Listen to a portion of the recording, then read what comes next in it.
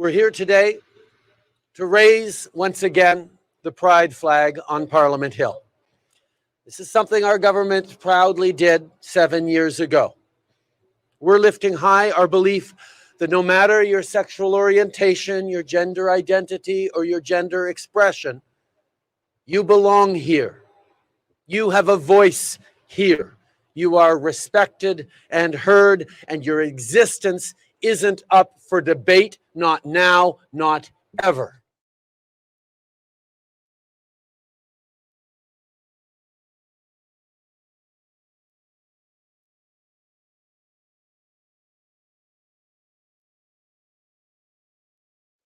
This isn't actually the first time that the Conservative leader has taken a problematic photograph with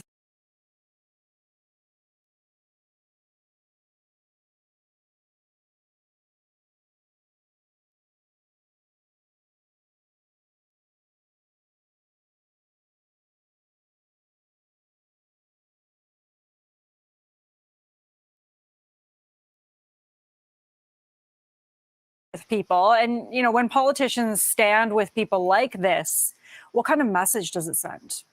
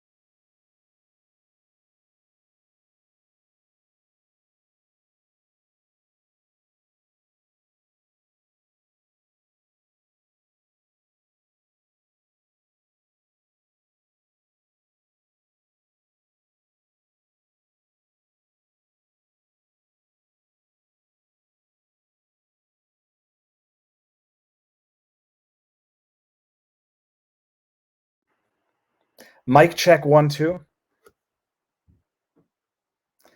Can you hear me now?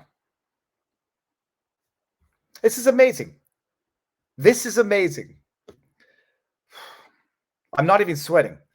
Let me see. I'm going to go to locals and just say, finally works. It works. Eh? Yeah, you can hear me now? Well, that's funny. Let's start this all over again. Did you hear Justin Trudeau in the beginning of this? What the heck, man? Locals is okay. Hold on one second. Well, no, but hold on. What do I have to do? Okay, let me see something. We love you, Viva. Thank you, but that doesn't answer the question. Who heard the first 5 minutes? We heard Trudeau. Good. Okay, so you heard Trudeau. Well, let's start again, people. Oh my goodness, we're gonna start from scratch. Hold on, I gotta get worked up again. I'm just gonna take myself out and play Trudeau again.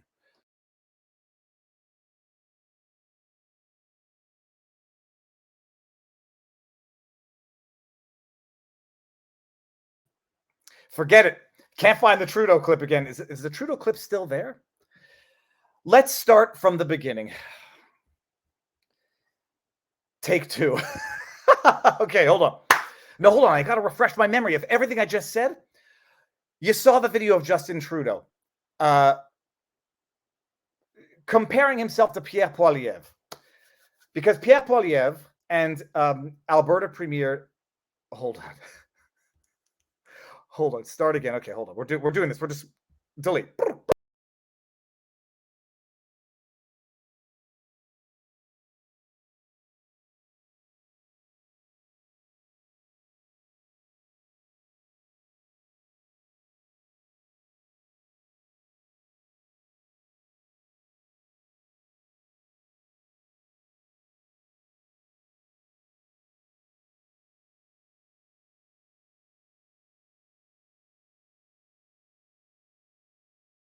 We're here today to raise once again the pride flag on Parliament Hill. As I said before, I'm sorry. This is something our government proudly did 7 years ago. I'm so very sorry. We're lifting high our belief that no matter your sexual orientation, your gender identity, or your gender expression, you're all listening to it again. You belong here. You belong here. You have a voice here. You have a voice. You are respected and heard, and your existence isn't up for debate, not now, not ever.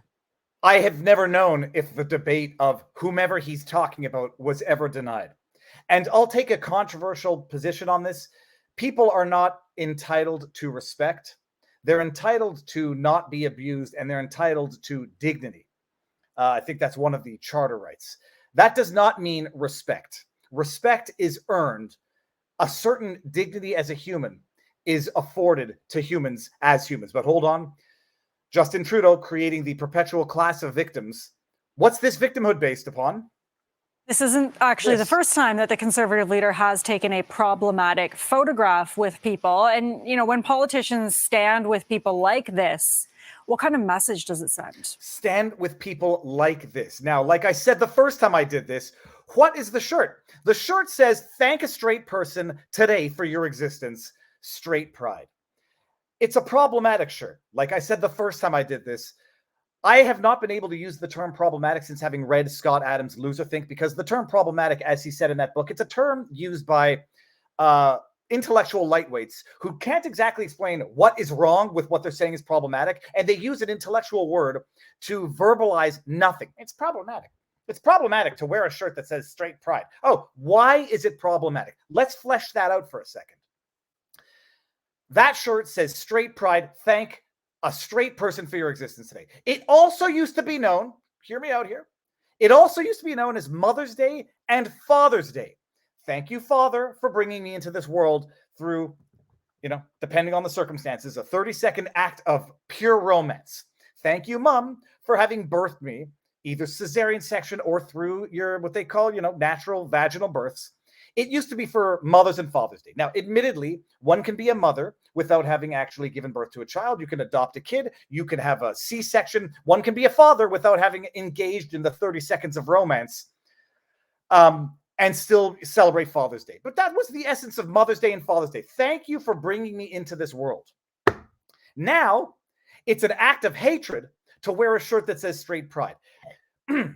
Some people in the chats, in the comment sections to the tweets that I put out, they say, Viva, it's an act of antagonism. You know damn well it is to sit there and say straight pride in the face of people who say gay pride. And I say, well, if that's an act of antagonism, wearing a shirt or flying a banner that says gay pride is also an act of antagonism. It's something to stick it to your face and say, I'm proud, and you cannot say that you are proud for the inverse of saying what I'm proud for.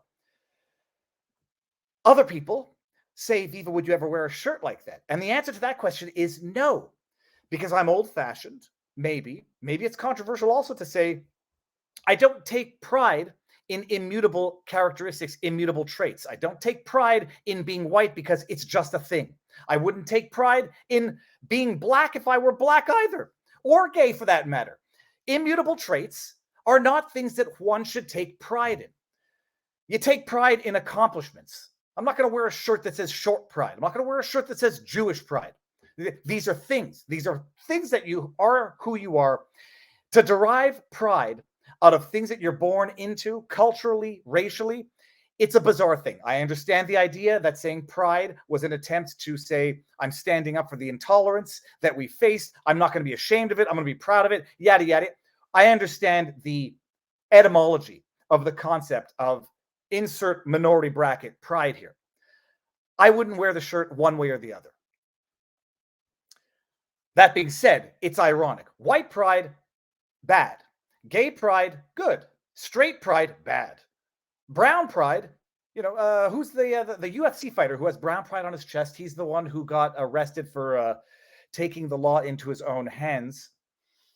Oh, geez, what was his name? Chat, who's the UFC fighter that has brown pride tattooed across his chest? Anyhow, the idea that you could not say straight pride, and it's a problematic act of intolerance to stand with people who are wearing that shirt, is to say our shirt, our slogan is an act of antagonism to which you cannot respond. Now, the ironic and funny thing about this, Pierre Poilievre, the leader of the so-called opposition, Cain Velasquez, thank you, Danielle Smith, the Alberta premier, who took pictures with that guy, came out and said, we didn't read the shirt before we took a picture with him. And, we didn't read it. It's not mea culpa. Bull plop, Pierre Poilievre, you coward. And bull plop, Danielle Smith, you coward. Nobody poses for a picture and doesn't instinctively read what's on the shirt, period. Nobody has someone who I presumably showed up to an event, a rally or whatever, and doesn't read the shirt before sit down and take a picture with them, or accidentally read it. I mean, who sees someone's shirt with such a distinct graphic and not read it? I don't believe it for a second. They're cowards who can't simply get up there and say, look, if wearing a shirt that says straight pride is problematic, then wearing a shirt that says gay pride is problematic. If they can't get up and say that, they deserve to lose the political goodwill that they will lose from both sides for being cowards. They're not going to regain the trust and the admiration of people who think it's problematic to wear a shirt or pose with someone who's wearing a shirt that says straight pride. They're going to lose the support of the people that they're supposed to represent. And those are the people who are saying, hey, let's all be proud. Let's all be proud. Oh, no, I'm sorry. I can't be proud for my immutable traits because they're not minority traits. That's interesting. How are we classifying minority? On a global scale? On an individual scale? So sorry we had to start with that. But all of this, by the way, all of these subject matter for the day are going to loop into a beautiful circle of insanity. Justin Trudeau, straight pride, hateful conduct. And Media Matters just put out an article that said these extremist Rumble exclusive creators are directing people from YouTube to controversial, misogynist, racist, anti-Semitic content on Rumble. Bullshit. Ooh, sorry. Bull plop. But we're gonna start with that article, and then we're gonna move to Rumble. Hey, Media Matters. Oh, I can't say what we're gonna get into it later because I did swear last night in a few tweets because we're gonna talk about RFK Jr. What he allegedly said, what he didn't say. He's got traitorous family members who are now disowning RFK the way Danielle Smith and Pierre Poilievre disowned straight pride shirt wearing dude. But we're going to start with this Media Matters hit piece because it's a thing of beauty. It's a thing of actual corrupt beauty, communist beauty. The people who are now using YouTube to direct traffic to Rumble, to talk about stuff that they can't talk about on YouTube. These idiots don't even understand what the problem is. That you have things that you cannot talk about on YouTube, apparently, is a problem. It's not a premise. Okay, let's start. So we're going to talk about Media Matters, RFK Jr. There's so many things in the backdrop here. Hold on. Let me just see what my footnotes had to say. Present, share. Let me just see what the thing is. Oh, we're going to talk about Trump, but not much. We're going to talk about Mark Ruffalo, January 6th, all the stuff. It all loops together. It's beautiful. All right, but first things first. We are going to talk about Media Matters. I think we can call Media Matters professional defamers. They are professional reputation slayers. They're professionals. Media Matters for America. This is an article. I saw it 10 minutes before going live, and I was like, add it to the roster because it's going to be beautiful segue into the Rumbles Only party, which we're going to have after this. And I'm not doing it so that I can talk about stuff that I don't talk about on YouTube. I actually post the entire stream to YouTube tomorrow. I do it because Rumble is the platform that respects free speech, and YouTube is not. But before we even get in there, oh, look at this. I forgot this. No sound. Freedom for, it's like the one time I don't read the super chats in the beginning. Thank you. Little Rock, muted. Okay. And the first one was from Freedom for Canada. And then the last one is Sauerkraut, Viva, no sound. Well, ich bin ein idiot today. Standard disclaimers, no medical advice, no election fortification advice, no legal advice. Those super chats, YouTube takes 30% of them. If you don't like that, we're simultaneously streaming on Rumble. We should be. Oh, God, I hope we're live on Rumble. We are. Thank goodness. Rumble has these things called Rumble Rants. Ordinarily, Rumble takes 20% of them, but for the rest of the year, 2023, they're not taking any percent of them. And we are also on Locals, where I think the chat was also saying turn on sound. Okay, that's it. Now I'm never going to not read the chat before we go. So we're going to go over to Rumble after we cover this article on Media Matters, but I'm going to post the entire stream and highlights to Viva Frei main channel, Viva clip channel on YouTube. And then we're going to go over to Locals after Rumble, and then we're really going to talk bad stuff. Joke. Hashtag sarcasm. Okay, let's bring this article back up here. It's right here. Media Matters. The partisan political hack defamers are at it again. YouTube is allowing fringe streamers, by the way, they include Russell Brand as a fringe streamer, to push audiences to harmful content on Rumble and even profiting from it. Oh my goodness, won't someone think of the children? Harmful content? Do you know what's on the internet, Media Matters? Do you know what's on YouTube for that? Do you know what's on Instagram? Yeah, harmful content on Rumble. Shows like Fit and Fresh podcast and Stay Free with Russell Brand. Yeah, he's real fringe, you dumbasses. He's only got millions and millions of followers. Whether or not he was an A-list Hollywood celebrity, he was a damn good Hollywood celebrity. He's fringe.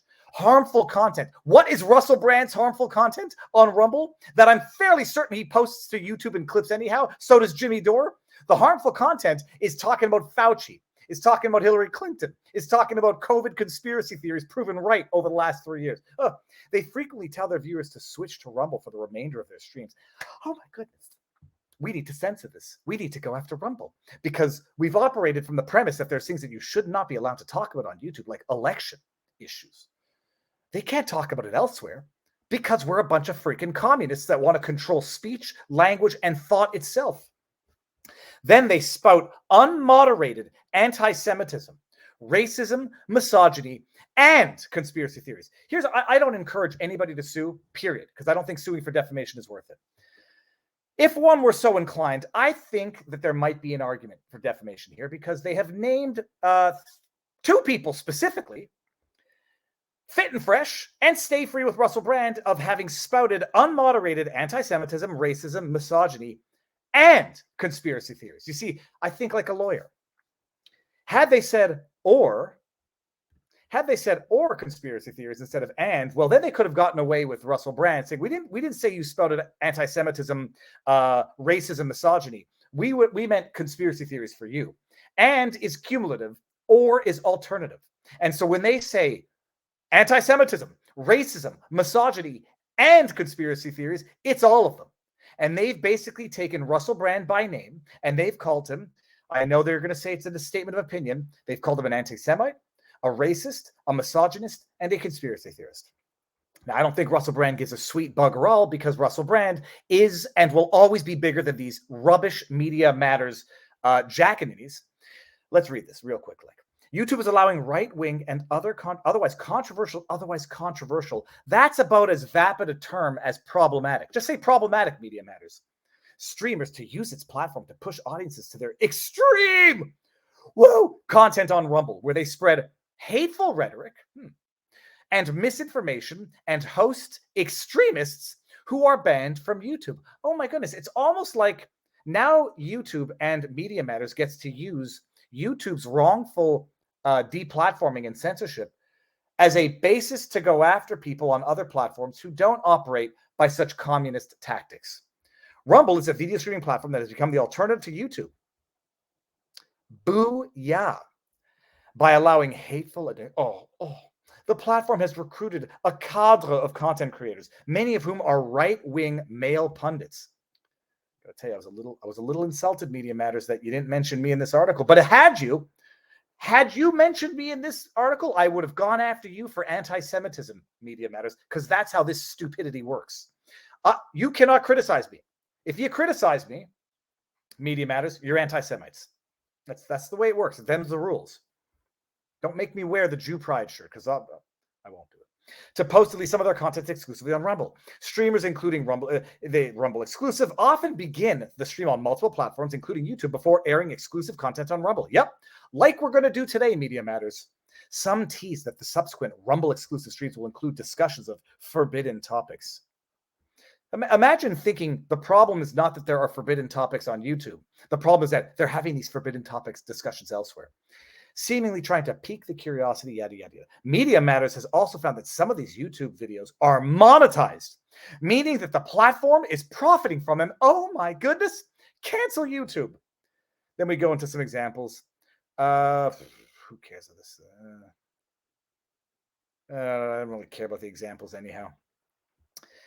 Russell Brand and other Rumble exclusive content creators regularly funnel their audience from YouTube to their more extreme content. Russell Brand, who hosts the Daily Show, whatever it goes on. In one video on YouTube, Brand touted his Rumble exclusive content as full of conspiracy theories. I'd like to see the direct quote there, Media Matters. Not that you're liars, but you're liars. After being suspended from YouTube for letting notorious conspiracy theorist Alex Jones guest host his show, Steven Crowder, another creator contracted with Rumble, declared that he doesn't really want to be on YouTube before saying Rumble is the re-platforming space. He's right. By the way, I had Alex Jones on multiple times, Media Matters. Should I be offended that I've been left out of this? This was the best part of the whole thing. Glenn Greenwald, a right-wing commentator. Remember they accused Russell Brand of misogyny? Well, this might be a bit of homophobia here. Isn't that how this works? And anti-Semitism. Oh, they got it. Media Matters. You got a double whammy here. Right-wing commentator and Rumble exclusive creator who frequently parrots right-wing conspiracy theories, such as streams roughly 10 minutes of his daily show on YouTube before abruptly ending it and pushing his audience to the rest of Rumble. His Rumble content features repeated defenses of prolific vaccine misinformer. Oh, we're going to get into RFK and 2024 presidential candidate Robert F. Kennedy Jr. and white nationalist, former Fox News. Media Matters deserves to get bloody sued. What do they call him? I'm sorry. Prolific vaccine misinformer and 2024 presidential candidate Robert F. Kennedy Jr. and white nationalist former Fox News host Tucker Carlson. Media Matters, you deserve to get sued. You deserve to get sued. Won't happen. I think these people who are far bigger, far better, far smarter than you don't need to waste their time with you petty, disgusting people.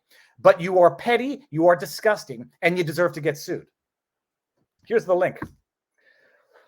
Oh, yeah, no, and RFK Jr. We're going to get into that because I swore. White nationalists. It's not a joke, tweeted USA News. They called Tucker Carlson a white well, I guess he is white, and he's from a nation, and he believes in borders. Jesus, I might be a white nationalist too. Clip it, Media Matters. Oh my goodness. Okay, let me I got a pillow for my lumbar here. Let's go over to Rumble, people, exclusively, where, as I always say, there's nothing I talk about on Rumble that I wouldn't talk about on YouTube, but YouTube no longer deserves to be the primary platform for original, intellectual, content, creative thought. It's a weird way of putting it. Yeah, the room is nice. It's beautiful. It smells like wood. So let's go to Rumble and Media Matters. Go to hell. Like, seriously, you're awful, awful people. You exist on this earth to cause strife. Okay, so we're doing that. We're going to go to Rumble. We're going to talk about RFK Jr., the anti-Semite who said, allegedly, something so bad, his nephew, and is it his sister or his niece? The other one there, I forget her name. Two family members had to publicly disavow RFK Jr. And just to show you, I'm going to swear on YouTube, and then we're going to get to it on Rumble. You have no fucking clue what your uncle actually said, you dipshit, do you? In response to that, we're going to get there. This is to pique your interest of the extreme content. I'm going to say the F word a few times this episode. Let's do it. Come on over to Rumble. Ending on YouTube in 3. How do I do it? Why do I forget? Like, it's like every time I forget how to end this on YouTube. Ending on YouTube. Come over to Rumble. 3, 2, 1. Remove. Okay. Let me make sure that we're good here on Rumble. We're good on Rumble. We're still good on vivabarneslaw.locals.com. All right. So the hit piece of the day is that RFK Jr. said something anti-Semitic and racist. It's so outrageous. And some of you out there are going to say, Viva, you like the New York Post when it posts the Hunter Biden story, and now you're criticizing them when they post an article entitled RFK Jr. says COVID may have been, quote, ethnically targeted, end quote, to spare Jews. I assess most pieces on their merit, but I might go in with a little bias. CNN, I go into it thinking it's a lie. New York Post, I go into it thinking it's rubbish media, but they've gotten a few stories right. The headline from the New York Post article, which has now been referenced extensively to justify the wrap-up smear of the Mehdi Hassans of the world, of everyone else in the media, is that RFK said something so conspiratorially stupid, anti-Semitic, suggestive. I think the idea is that it's suggested that it might have been designed by Jews to punish the world but spare Jews, which feeds into some old lore, old tropes. RFK Jr. says COVID may have been ethnically targeted to spare Jews. Now, I want to hear the video. I'm not sure that we're going to hear it here. I know that I've got the unedited clip in the backdrop. Do we have to sit through ads here? Derrière. On a besoin d'un support financier. Okay, and we need to talk about bioweapons. The level, I know a lot now about bioweapons because I've been doing a book on it for the past 2.5 years. Just remember the headline. It was, what did he say? Ethnically targeted to spare Jews. Remember what was in quotes and what was not in quotes. And the technology that we now have to develop these microbes, we've put hundreds of millions of dollars into ethnically targeted microbes. The Chinese have done the same thing. In fact, COVID-19. We've put hundreds of millions of dollars in ethnically targeted microbes. That's where the term ethnically targeted came from. COVID-19, there's an argument that it is ethnically targeted. COVID-19 attacks certain races disproportionately. COVID-19 attacks certain races disproportionately. He says ethnically targeted, and then the question is going to be, does that mean its impact, or does that mean how it was designed? Let's just continue listening. The races that are most immune to COVID-19 are because of the structure of the genetic structure of genetic differentials among different races.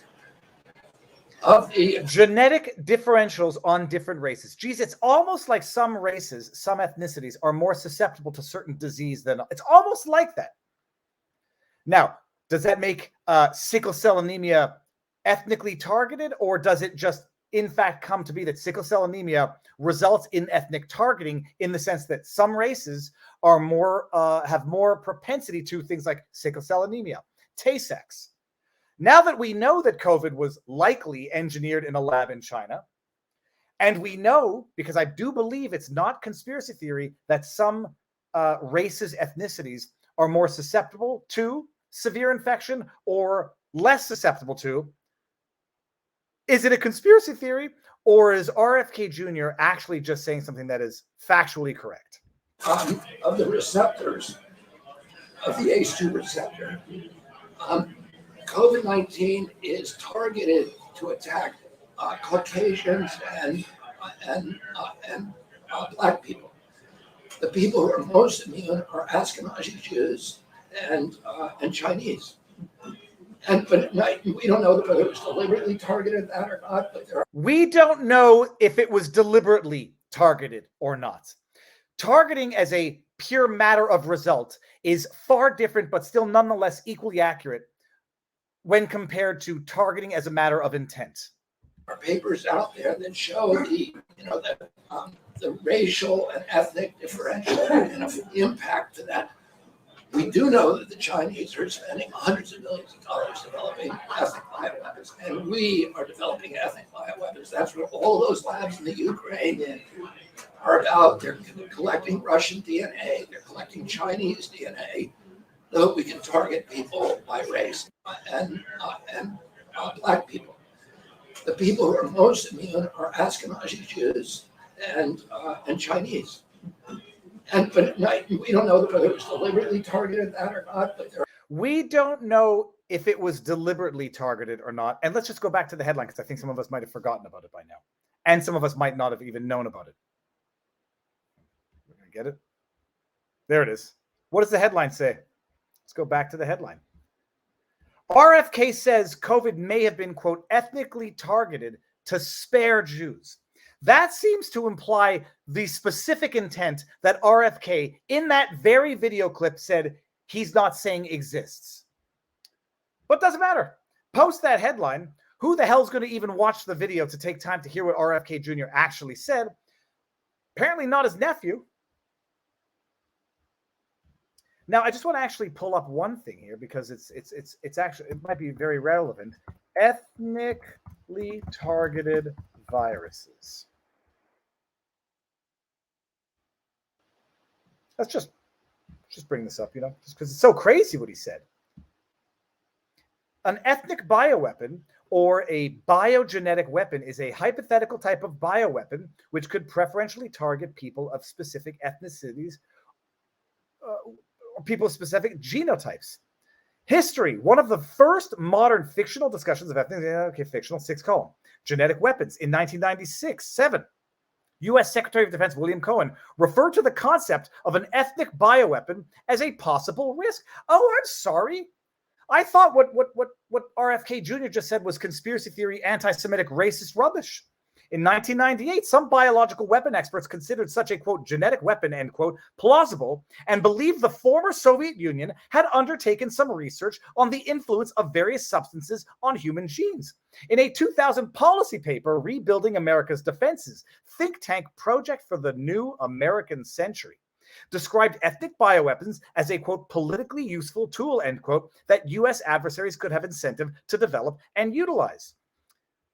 It's amazing. Here, hold on. Let's go through. 2004. The Guardian reported that the British Medical Association considered bioweapons design to target certain ethnic groups as a possibility and highlighted problems that advances in science for such things as, quote, treatment to Alzheimer's and other debilitating diseases could be used for malign purposes. And it goes on. Geez, it almost sounds like RFK Jr. was just talking about something that has been known theoretically or actual research for some time. In the video, he specifically says, I don't know if it's deliberate or not, but we know that COVID impacts different races differently because of the way their genes are set up to deal with certain things. Okay, that sounds like a matter of fact or not that can be debated. The hit pieces that came out, one after the other, citing the headline, very few, if any, that I've ever seen, playing the actual video. Surprise, surprise. But look at this. Share screen. Let me get the tweets. Look at this. Then the family comes out. Remember, you saw a number of blue check mark idiots. I think Rob Reiner was one of them. RFK Jr. is such a disgusting creature that even his own family members have to disavow him. Chris D. Jackson, whose entire Twitter feed is partisan hackery, writes, "Let's give it up for @Kerry Kennedy, RFK." There's a lot of K's in there. Maybe some accusations being made. Kerry Kennedy, RFK. Let's give it up for her sister. His sister. Sorry, I thought it was his niece for a second. Robert Kennedy Jr.'s sister, who today showed courage to condemn her brother's recent anti-Semitic conspiracy theory. I strongly condemn my brother's deplorable, where did we hear that word before, and untruthful remark last week's about COVID being engineered for ethnic targeting. Oh, I'm sorry, Kerry. I don't think you saw the video, you dumbass. But if you did see it, you had an audible hallucination. His statements do not represent what I believe or what Robert F. Kennedy Human Rights stands for. Who the hell asked you? With our 50-plus year track record of protecting rights and standing against racism and all forms of discrimination, what in the name of sweet holy hell are you talking about, Kerry? But wait, there's more. Joe Kennedy III, who's a sitting member of government, I forget what he's in government somewhere. My uncle's comments were hurtful and wrong. I unequivocally condemn what he said. I started off polite, people. Not that I at all in any way believe that I'm actually entitled to any form of an answer when I ask a question on Twitter, but I started off polite. What exactly did your uncle say? Verbatim, tell me what you think your uncle said, Joe. Please tell the world, or do you actually not even know exactly what your uncle said for which you are now apologizing? I never got a response to that tweet. Not that I'm entitled to one. Not that I know of that I got one. I'm not entitled to it, and I don't think I am. But, then I got angry. Angry Viva. Oh, let's just, do I refresh this and will I see the original tweet above? No, I won't. You have no fucking clue what your uncle said. You dipshit. Now it's to be read with like, you got no fucking clue. It said dipshit. It's like it's to be read with a loving, ha. What is it called? Ribbing. It's to be read with a loving ribbing. You got no fucking clue what your uncle said. You're a moron, and you just went out and proselytized yourself for those sweet, sweet virtue signaling points, and you threw family under the bus. Now, that's not to say you don't call the cops if your uncle, is a convicted murderer instead of housing a criminal. This is betrayal of the highest order for virtue signaling points on social media predicated on rampant and rambunctious ignorance. Joe Kennedy, what's the other one? Kimberly Kennedy, whatever, I forget her name.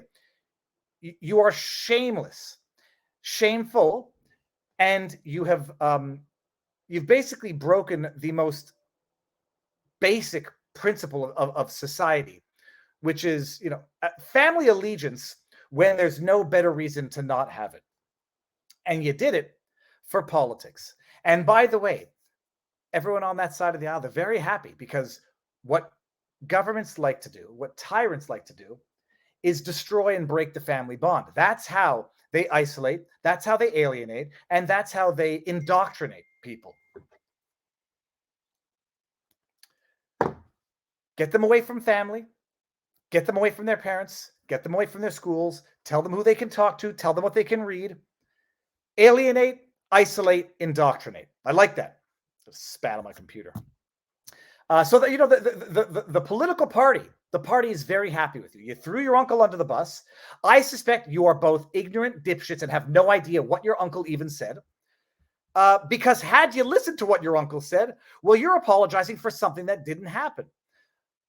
But those good donor bucks, I guess the donor bucks, you know, the political points, it's just, they're too good. You feel so good about yourself. Like Philip DeFranco coming out and strongly condemning Nicholas Salmon's hatred. Ooh, what's that? I'm an idiot and I don't even know what happened? Well, I stand by my words. I condemn anti-Semitism. I condemn. You know who has to come out and condemn anti-Semitism and racism? Anti-Semites and racists. You know who has to come out and condemn violence? People who condone violence. They are the first ones demanding other people condemn violence because they condone it. They are the ones who espouse hateful ideologies, hateful beliefs, which is why they got to come out and protest this a little too hard and demand that everybody else condemn these things that anybody with a conscience knows you don't need to condemn because they're not things that normal people should believe. And they're sure as hell not things that normal people come out and demand condemnation for. I hope my mic hasn't been too loud the entire time. But we're not done with RFK Jr. yet. So you got his nephew, ignorant dip ninny, who's apologizing for, I think he doesn't even know what, or something that he thinks is the case that isn't. You got his daughter. Who else was out there doing this? Oh, Eric Fagelding. If you don't follow this guy's Twitter account, if I didn't know better, I'd say this is like the Erica Marsh of the medical community. Eric Fagelding, I swear to you, I'm certain I saw the tweet. He referenced the increase in anti-Asian hate crimes in America, which statistically, as far as I understand, was being perpetrated by another demographic minority in the United States. And he came out and said that that uncomfortable fact is itself the result of white supremacy. I haven't been able to retrace that tweet. I don't know if it's been permanently deleted. Anyone who finds that, please retweet it and tag me on Twitter. Eric Fagelding comes out and he says, look at this. Who else did we see coming out and throwing out the Jew card for Peter Hotez? Mehdi Hassan. And to quote the wise words of Viva Frei from, it wasn't yesterday. Was it Sunday? What day is it today? It's Wednesday. I think it was Monday. You know who never lets someone forget that they're Jewish, black, gay, a woman? You know who never lets anybody forget about their minority identity politics status? Members of that community or those who hate those people. You know who never lets you forget that you're black? I mean, sometimes the black community, it'll be fraternity within the community, and racists will never let you forget it. You know who never lets you forget that you're a woman that keeps bringing it up? A Muslim? Justin Trudeau does it all the time. Members of the community and those who actually have disdain for members of the community because they look at an individual and they only reduce them to that aspect of their identity. We saw Mehdi Hassan do it yesterday, throw the Jew card in, and now if you criticize Peter Hotez, you're anti-Semitic. Oh, throw the Jew card in. Let everybody know that Peter Hotez is Jewish so that you deliberately spark that type of vitriol. You know, when they came out and said the attacks on Merrick Garland are anti-Semitic, and I'm like, holy crab apples, another person I didn't know was Jewish until those complaining about anti-Semitism brought up the fact that the person was Jewish. Mehdi Hassan did it for Peter Hotez. The mainstream media did it for Merrick Garland. Merrick Garland. Like, I'm sorry. I look at etymology of names. Peter Hotez is not a traditionally Jewish last name. Garland? Merrick? I mean, I know Merrick was the guy from the Elephant Man. That might have been his last name. Doesn't matter. Eric Fagelding is the one of the day doing it. Total coincidence. RFK Jr. tried to get Dr. Peter Hotez, Jewish American ancestry. Dog whistle. Send out the bells, Fagelding. Send out the bells, Eric. Total coincidence. RFK Jr. tried to get Dr. Peter Hotez, Jew, and me, Chinese. Of all scientists to debate him? Oh, I'm sorry. You think he picked on you because you're Chinese, Eric Fagel-Ding? He might have picked on you because I think he sees a good pigeon for a debate. Because I think Eric Fagel-Ding, I think RFK Jr. mops the floor with you. Not picking on you because you're Chinese. I think he's picking on you because I think he thinks he can mop the floor with you. He picked on Dr. Peter Hotez, a Jew. I got to tell you, did I do the poll the last time? I can't do polls. We're in Rome. I don't think most people knew that Peter Hotez was Jewish. Certainly never heard him say it. I listened to the entire podcast. I thought I did of him on Rogan. It never came up. Yeah, that's why he picked on Hotez and he picked on you because Hotez is Jewish and you're Chinese and he's an anti-Semite and an anti-Asian racist, and not just because you're an idiot. I thought that was fun, but okay. So hold on a second. Now I think that might be it for RFK Jr., but it's going to segue us into some other good stuff. The internet dog whistles. Hold on. Actually, before I even carry on, let's just go to the chat and see what's going on in here. Bada bing, bada boom. I had no idea that Hotez was Jewish. I just thought he was evil, says Sky Nebula. Well, now, and it's an amazing thing. By the way, you got me and Joe Neerman on Twitter now calling out the anti-Semites for dropping the Jew card on Peter Hotez. Joe Neerman, for those of you who don't know, he's very religious. Like if I had to call, I'm secular. I have my family history. I enjoy bacon and I love lobster. I do not pretend that I would ever be spared in the event, like I say, my history is what it is. Is it relevant to supporting any of my opinions or justifying or strengthening my opinions? Do I have opinion on anything that I think is more legitimate than anybody else's because I'm Jewish? Absolutely not. Full stop. Do I think that other people out there are not allowed having certain opinions because they're not Jewish? Absolutely not. Full stop. But I am by no means that type of religious. Joe Neerman is, and it's well known. And we're out there now on Twitter calling out the anti-Semites who have now infused the Jew card into the debate around Peter Hotez, his terrible hypocrisy and his cowardice in not debating RFK Jr. But they've poisoned the well. And now any criticism of Hotez is going to be called anti-Semitic. Yes, Russ Hanneman says ham, salami, and bacon. I prefer bacon. Ham is delicious, but I prefer, bacon is delicious. It says, it's me again, sigh. Molten Salt says, you cannot be mean to me because I am Jewish. Peter Hotez. That's what they've done. That's what they've done. And then Mehdi Hassan is the one running around calling everyone racist, calling everyone Islamophobes, calling everyone anti-Semites. And he's the one out of thin air reducing Peter Hotez to the Jewish card, as is Eric Fagel-Ding, who also runs around screaming anti-Semitism. He also runs around, protesting everyone else being a racist anti-Semite, protesting a little too hard for those sweet, sweet internet virtue signaling points. All right, dog whistles. Speaking of dog whistles, oh my goodness. Is Mark Ruffalo still on Twitter? Mark Ruffalo, in any sane universe, deserves to get yeeted from Twitter. I am very much a free speech supporter. I don't think there's any such thing as a free speech absolutist because nobody believes you should be allowed to wrongly scream fire in a crowded theater. Nobody thinks you should be allowed to use your words to threaten someone's life. Nobody thinks you should be allowed to use your words to defraud people or to defame them. So anybody who says I'm a free speech absolutist, either thinks defamation should be allowed and you should not be able to sue for it because it's a restriction on free speech, thinks you should be able to threaten someone's life. I don't think anybody is a true free speech absolutist if it comes with I'm a free speech absolutist, but you shouldn't be allowed to threaten someone's life, defame people, commit fraud with words, etc. Maybe there are some people who say, yep, free speech, I'm an absolutist. You should be able to verbally harass someone endlessly. Okay. But I'm also, I'm a proponent of A, the law, and B, terms of service. Whether or not I agree with the terms of service, if I use a platform, I'm going to agree to abide by the terms of service. And if I don't, I'm not going to complain when I get booted.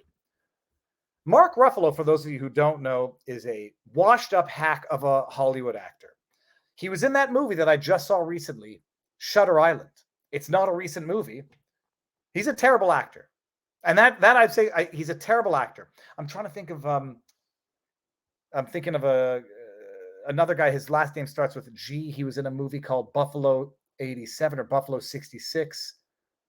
Vincent Gallo. I get mixed up between Mark Ruffalo and Vincent Gallo.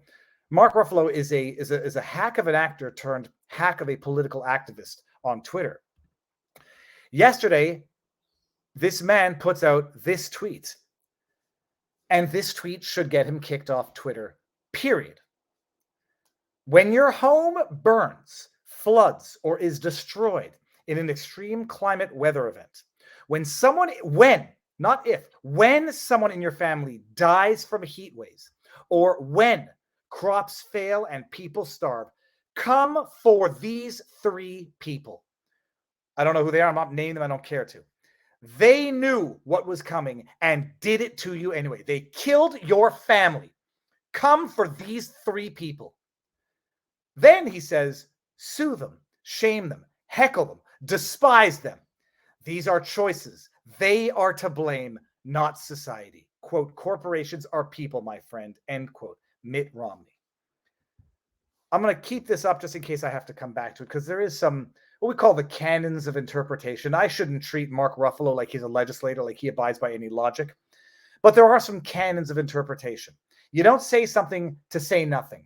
In French, we say le législateur. Choke my own tongue here. In French, we say le législateur ne parle pas pour ne rien dire. The legislator does not speak to say nothing. So when the legislator uses words, the presumption is that they're not intended to be purely redundant. When your home burns, floods, or is destroyed in an extreme weather event, it will happen. It's not a question of if, but when. When someone in your family dies from heat waves, or when crops fail and people starve, come for these 3 people, and he names them. He then goes on to specify what else you could do to those 3 people. Some people are saying, he's only saying sue them, heckle them, shame them, despise them, all legitimate exercises of free speech. To which I would argue, if I were presenting the argument, if that's all he meant to say, he would not have said, come for these 3 people. He would have just said, sue these 3 people, shame these 3 people, heckle these 3 people, despise these 3 people. He says, come for these 3 people. And then he says, here are some other things you can do to them, if one wanted to build that argument. Naming specifically, call to action, targeted harassment. That's Mark Ruffalo, boys, but he does it for the virtuous fight. So, he gets to sleep well at night. Like C.S. Lewis said, the worst of all the tyrants is the benevolent tyrant, because, the robber baron might sleep, he might rest, he might just get tired of tormenting you. But the people who torment you with the approval of their own conscience will do it forever. Mark Ruffalo undoubtedly is the hero in his own twisted story. He could do this forever. It's a righteous fight that he's doing. So whatever he does makes him the hero in his story and does not allow him to understand he has become the villain. Some of you might not care about this story, but too bad, because I care about it. I put out after this. This tweet is definitively violative of Twitter's terms of service. Definitively. Elon, 1000% specific targeted harassment by name with the call to action. Come for these 3 people. Hey, my mob of millions of followers, harass them, heckle them, despise them, sue them.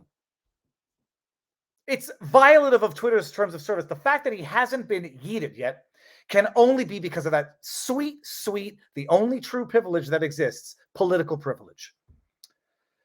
Congratulations, Mark. Oh, I'm sorry. And I said, and it is also arguably borderline criminal. Congratulations, Mark. You have lived long enough to become the villain, but alas, everyone's a hero in their own story. And then I show 18 U.S.C. Section 373, solicitation to commit a crime of violence. I'm not a U.S. attorney. I'm a former Montreal litigator turned legal political commentator. This is not legal advice, and I reserve the right to be wrong. Although, because I'm a lawyer and because I weigh my words, I didn't use the terms arguably and borderline when qualifying criminal by accident. It's an argument. It's an uphill argument. I appreciate that.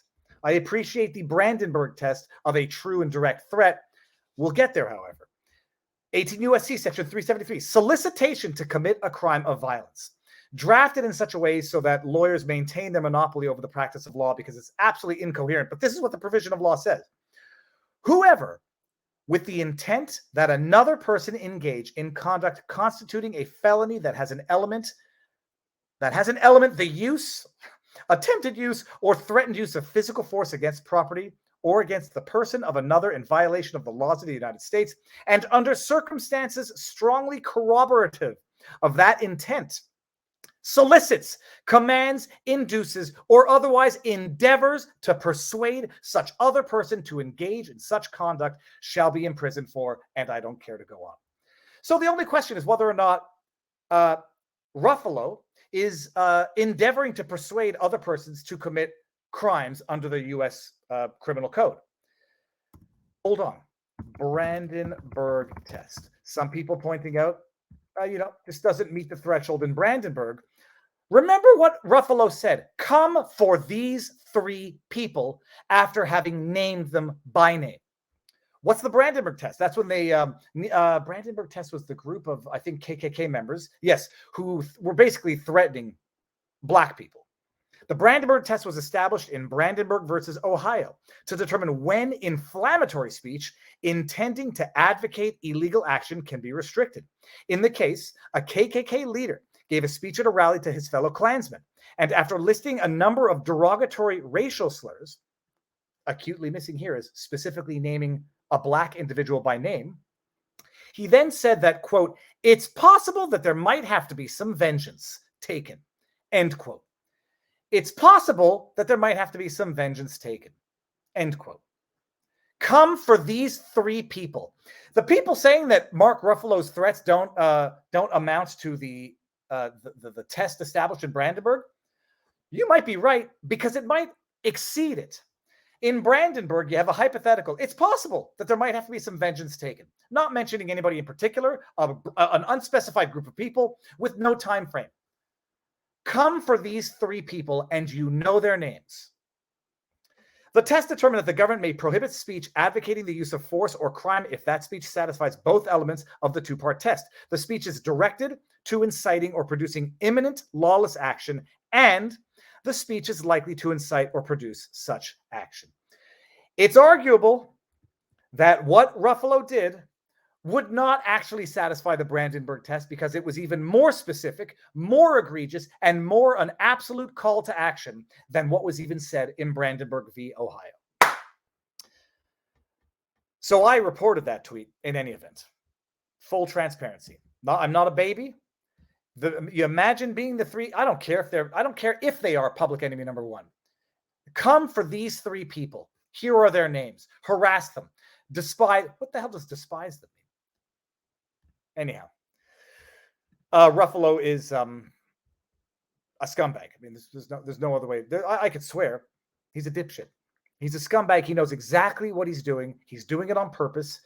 And then all of a sudden, the left that would have locked up any one of the January 6ers for having said anything comparable to such a threat, all of a sudden, free speech. But don't come over to Rumble to say it. Just go to Twitter. Hey, Media Matters. Why don't you go after Mark Ruffalo? Now, I did see some Rumble rants, which I missed before. I'm going to start chronologically. They're on the bottom.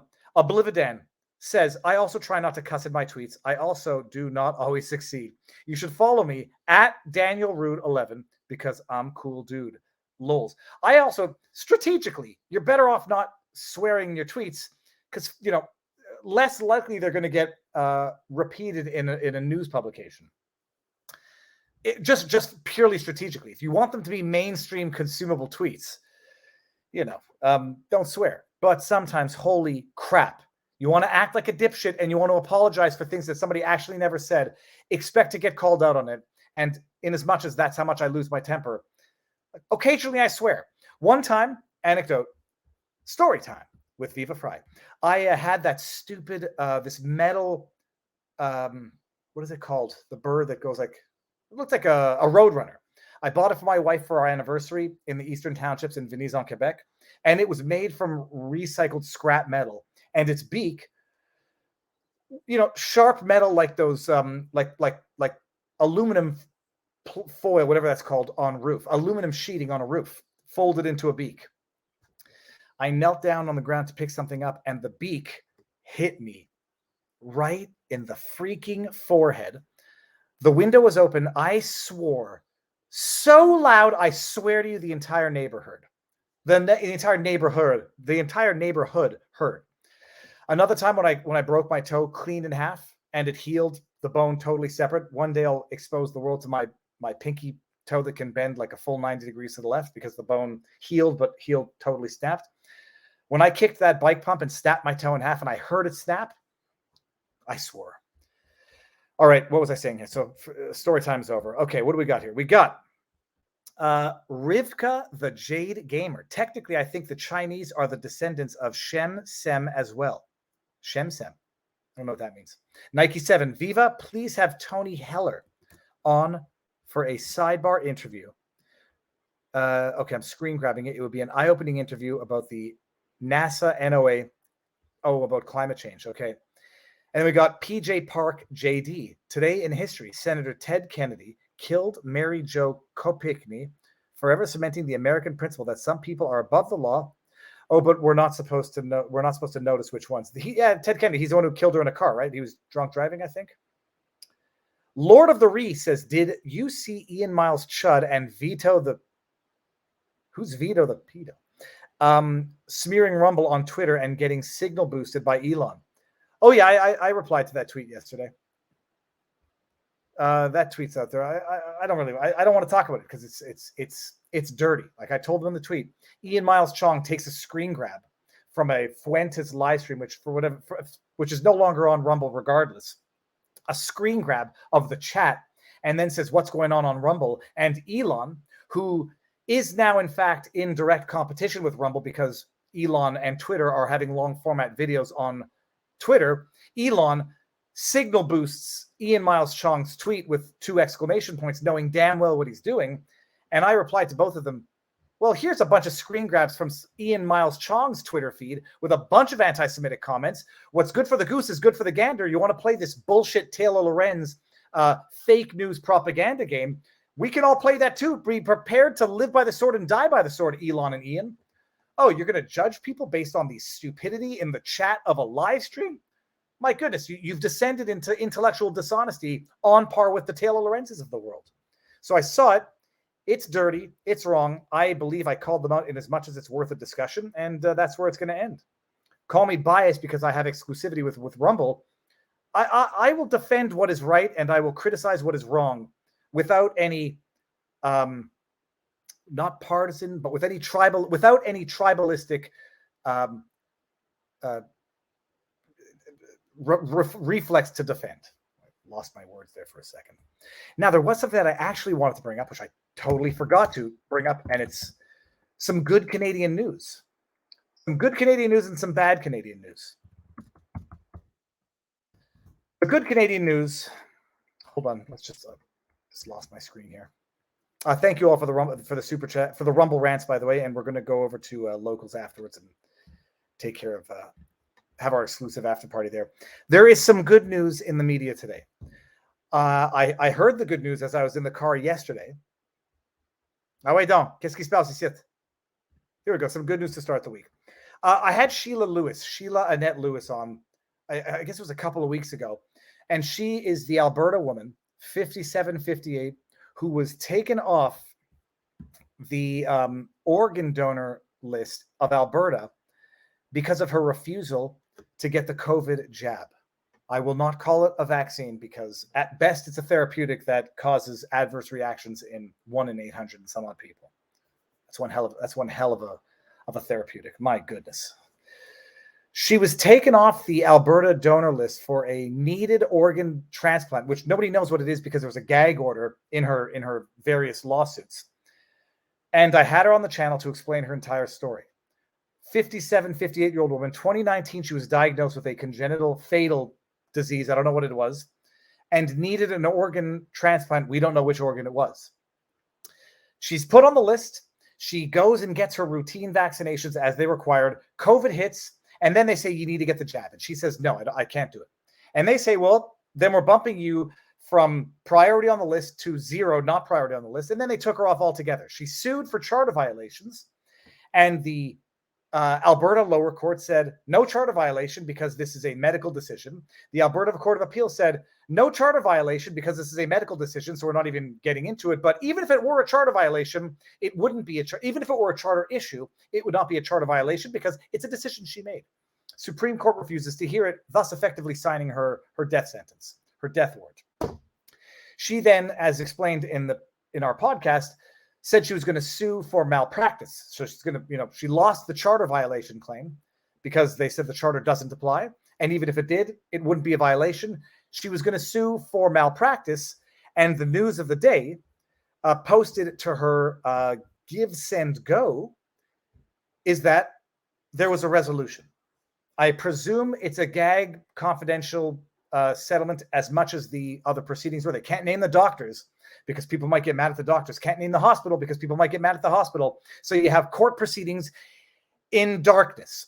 Democracy dies in darkness, so does justice. But that's the way Canada's going now. Public courts, forget that. People might get angry at the people doing the wrongs, and they might go out and, harass them, criticize them. Can't do that. Mark Ruffalo can name and shame by name on Twitter. That's cool. Don't do it either way, by the way, people. The update was July 15th, which was 3 days ago. As many of you heard on Sheila's interview with Viva Frei a few weeks back, Sheila and her lawyer commenced a negligence action against her doctors a few months ago. The parties have recently reached a satisfactory settlement in this matter, and all funds raised through your generous donations, I gave $1,000 as well, will be going towards Sheila's health care needs moving forward. Thank you all for your prayers, support, kind and encouraging words, and your very generous donations.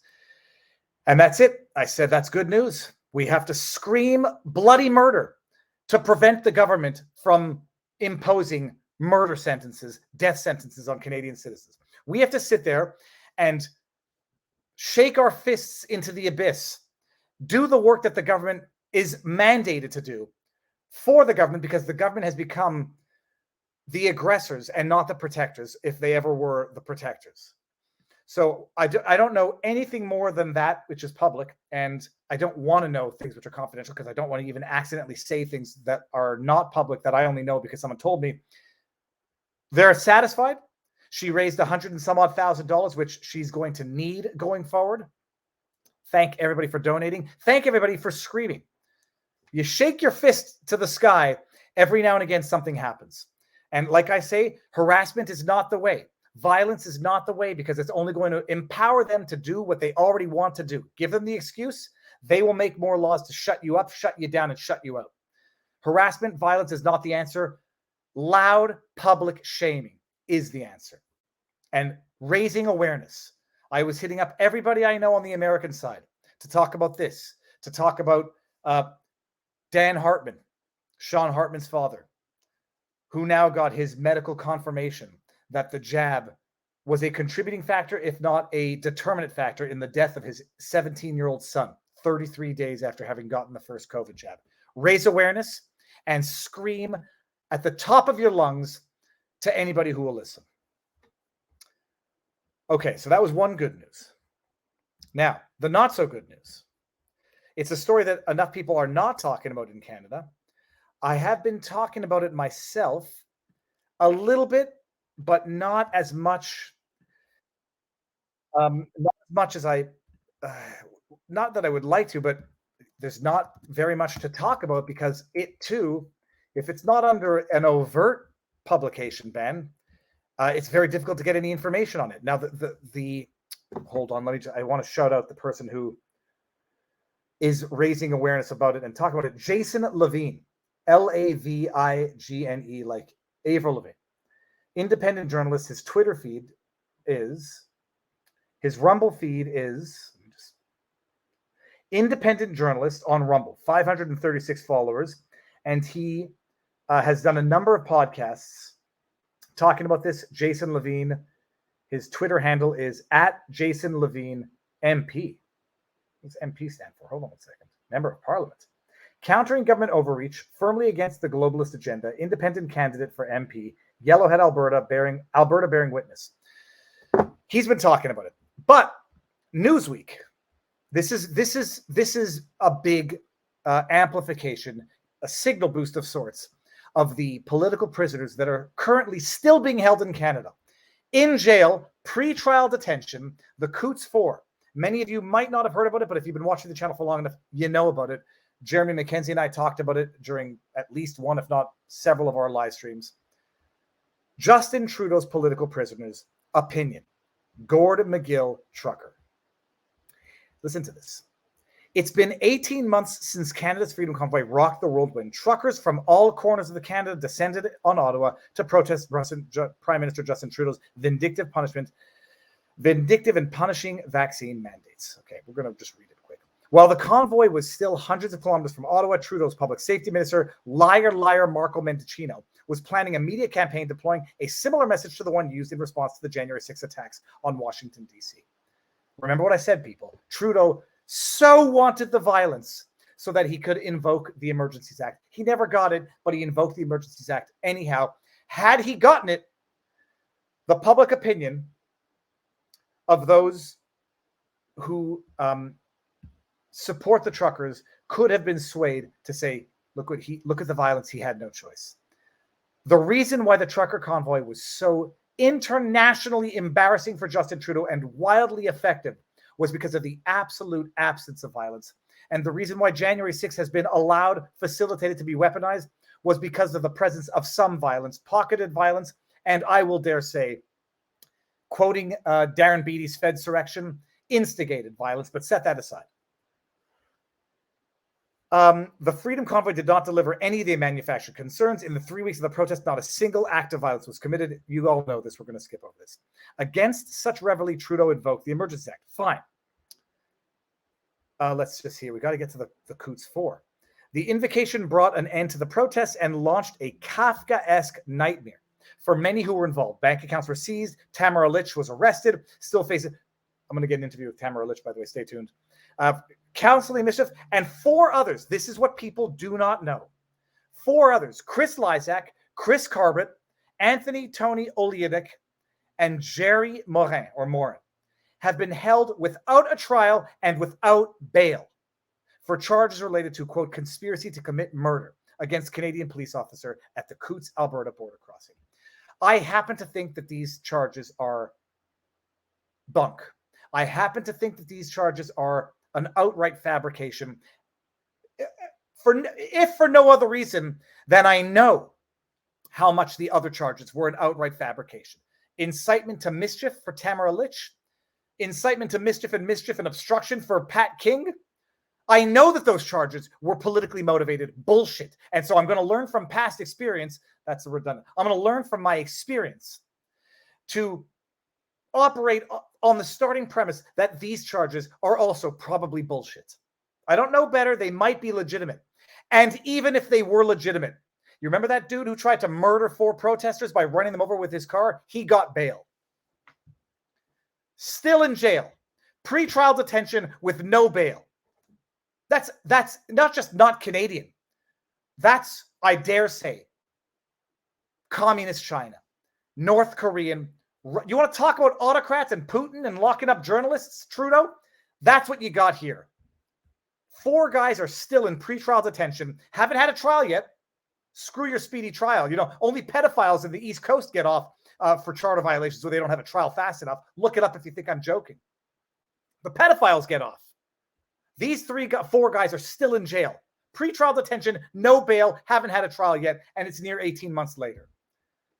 These are serious charges which should imply serious evidence presented in an expeditious trial. Yet at the time of writing, it has been 515 days since these men were arrested and no trial has yet taken place. Scream loud as hell for the world to hear. You know, this I can appreciate might not have the international interest of the vaccine mandate stuff in, you know, for the United States far-right podcasters, you know, like the Jimmy Dores, the Glenn Greenwalds. This should be of international interest regardless. What happens in Canada trickles down to America. Worse, the evidence on offer is vague and ambiguous. Text messages, testimony from 2 undercover RCMP officers working the crowd at the Coutts protest site, and a widely circulated photo of allegedly confiscated weapons that provided the main justification for the invocation of the Emergencies Act. Remember that picture? It's got a Diagolon patch on one of them. Oh my goodness. Whatever the charges against him, the denial of bail is an egregious departure from the norm and has been given no explanation. As Donald Best, a former detective and 15-year veteran of the Toronto Police Services, pointed out, everybody gets bail in Canada, including a suspect of the accused first-degree murder of a Toronto police officer and, somewhat ironically, the member of the Antifa guy who drove his Jeep into Freedom Convoy protest site in Winnipeg, Manitoba, injuring 4 people. We're going through the whole thing. No bail for the Coutts 4. Pre-trial hearing was on January 29th, and another isn't scheduled until July 25th, where it's believed the actual trial will be set for sometime in 2024. That's not this year. It's still 2023. These are political prisoners, pure and simple. They are being denied basic rights due to even the most violent of criminals because they are on the wrong side of the Trudeau government. They are being used as a fig leaf, the last shred of Trudeau's legitimacy for invoking the Emergencies Act and the massive overreach of freezing bank accounts and seizing assets. How far down? Oh, this goes on for quite a bit. Let's just do this quickly. As Jason Levine, an independent journalist in Western Alberta, put it, there is an inverted house of cards Trudeau, Mendicino, Rouleau, all of these people have built, and at the bottom are the Coutts 4. If these men are exonerated, Canadians will start demanding answers about a whole lot of other things. From your mouth to God's ears, McGill, I don't think you're right. I've come back to Canada. I've seen it firsthand. Fingers and ears, just give me my nice, peaceful life and I'll be happy. Using protesters as captives as examples is nothing new in the long history of government. But places like Canada and the United States, leaders like Justin Trudeau and President Joe Biden love to invoke freedom and transparency ad nauseum and publicly hector the leaders of other countries over their treatment of dissidents. Yep, it's a great article. The Coutts 4 are the last of Trudeau's political enemies, whom he can punish with impunity. They have no power, and they have the full weight of the state against them. If his government can allow murderers and terrorists out on bail, he paid them off. $10 million to a convicted, bad man. $10 million. They should extend the same to the men from Coutts and get on with the trial. Canada ought not be a nation where the works of Kafka and Camus play out daily. And Orwell. Don't forget Orwell. We don't yet know if these men are innocent or guilty of the charges against them, but it flies in the face of justice that they have not yet faced trial and have been denied bail. Locking people up for extended periods like this without a trial is the stuff of banana republics. Gordon McGill is a trucker, a writer, a commentator, and can be found at www.autonomoustruckers.substack.com. I'm going to give everybody the link to this. Please blast it around and scream it as loud as possible. I'm schwitzing like a pig here. Okay, now I noticed there was some more Rumble rants, at least a couple here. Where were we? Ted Kennedy? Did you see Ian Miles? Sean, yeah, I got this. We got Shem. Sem, depending on Nikud usage, was a child of Noah. His children would be known as either, Shemites or Semites, making Noah the last real anti-Semite. Well, hold on a second. So if we go back down here, technically I think the Chinese are descendants of the Shem. Well, if they're Semites, that might explain a certain genealogy that might make both Jews and Chinese susceptible to, or I don't know, less susceptible to certain disease. I have no knowledge of it. Interesting information. Thank you very much for it, and I'll look it up afterwards. There was a way of looping the last story into the new story. Oh, January 6th. That's right. January 6th. Hold on. What was it? All right. We're going to bring this up. I like Justin Hart. I don't want anyone thinking this is like infighting. I am, however, going to disagree with people, regardless when I disagree with them, when I think they're wrong for what they say. Now, Justin Hart, I think, hold on, Justin Hart, let me just make sure. What was Justin Hart was on, Gone Viral. That's right, Gone Viral. Great book. There are a couple of, there's a little not editorializing, but there was some drafting or some wording in the book Gone Viral that might too easily allow people to write it off as ideologically motivated. Some, very, what's the word I'm looking for? Hyperbolic rhetoric. Great book, definitely worth a read. He puts out this tweet earlier today. We're going to get to the punchline of this. Justin Hart, regarding the January 6th events, It was a heinous attack on the United States Capitol. Like all Americans, I was outraged by the violence, lawlessness, and mayhem. They should have immediately deployed the National Guard and federal law enforcement to secure the building and expel the intruders. America is and must always be a nation of law and order. The demonstrators who infiltrated the Capitol defiled the seat of American democracy. To those who engaged in the acts of violence and destruction, do not represent our country, and those who broke the law will pay. So I read this tweet from Justin, and I'm like, all right, I mean, virtue signaling a little bit. I mean, why I didn't, the thing is, I didn't even say it at the time. I was just thinking, okay, I mean, I think this opinion is outdated, and why are you tweeting this now? Like 2+ years later. Then I got the punchline. And hold on, let me see here. So I don't know if this is going. So I said, when is this from? And who said when? I said, what did I say? I'll see whatever I said. Then he says, whoops, I guess I should have posted the source right away. That's right. Okay, no, I replied after this. He then says, whoops, I guess I should have posted the source right away. Winky face, meaning I don't call it a troll. He's trying to prove a point because people are like, that's a terrible, stupid thing to say. Why would you say something like that? He says, here, folks, this isn't my quote, nor does it represent my views on January 6th. That's taken from Trump himself. Who infiltrated the Capitol. Hold on. I'd like to begin by addressing the heinous attack on the United States Capitol. Like all Americans, I am outraged by the violence, lawlessness, and mayhem. I immediately deployed the National Guard and federal law enforcement to secure the building and expel the intruders. America is and must always be a nation of law and order. The demonstrators who infiltrated the Capitol have defiled the seat of American democracy. To those who engaged in the acts of violence and destruction, you do not represent our country. And to those who broke the law, you will pay. I'd like to begin by addressing the heinous attack bring this out on the United States Capitol. All right, so whoop-de-doo, he's the point, I guess, was to get people enraged at a very stupid tweet. So he could then say, I didn't say it, Trump said it, so if you think it's a stupid tweet and all the criticism you just levied against me, oh, look at that, you actually should harbor it against Trump. Here's the problem. So I said, when did he say that? And lo and behold, let me just get to real Donald Trump's account, if I can find it. The heck is going on here? Why can't, oh, here we go. At real Donald Trump. When did he say that? It's an amazing thing. Oh, anybody want to take a guess when he said it? The day of? The day after? Here, looky. Look at this. It's an amazing thing. Donald Trump. Here it is. Boom shakalaka. Oh, yeah, he did say it. It's on his account. I immediately deployed the National Guard and federal law enforcement to secure the building and expel the intruders. It's from January 7, 2021.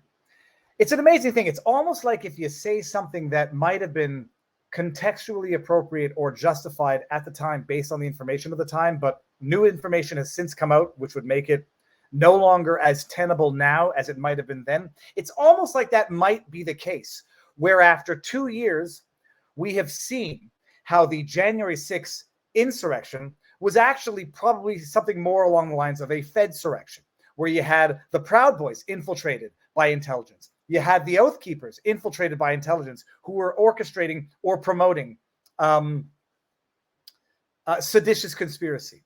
Where you have that little thing about Ray Epps, which was known a little more. This guy running around, dancing around the night before saying, we got to storm the Capitol. Where we now have seen how they have weaponized January 6th. It's almost like what that statement said was a reasonable thing to say the day after, but might not be quite as reasonable to say now that we know how they have weaponized January 6th, and now that we know how it might have actually been allowed to occur. Just, look at this blind tears. So, I know, I understand the point, and I understand also that Justin Hart politically is now aligned with DeSantis, and I think.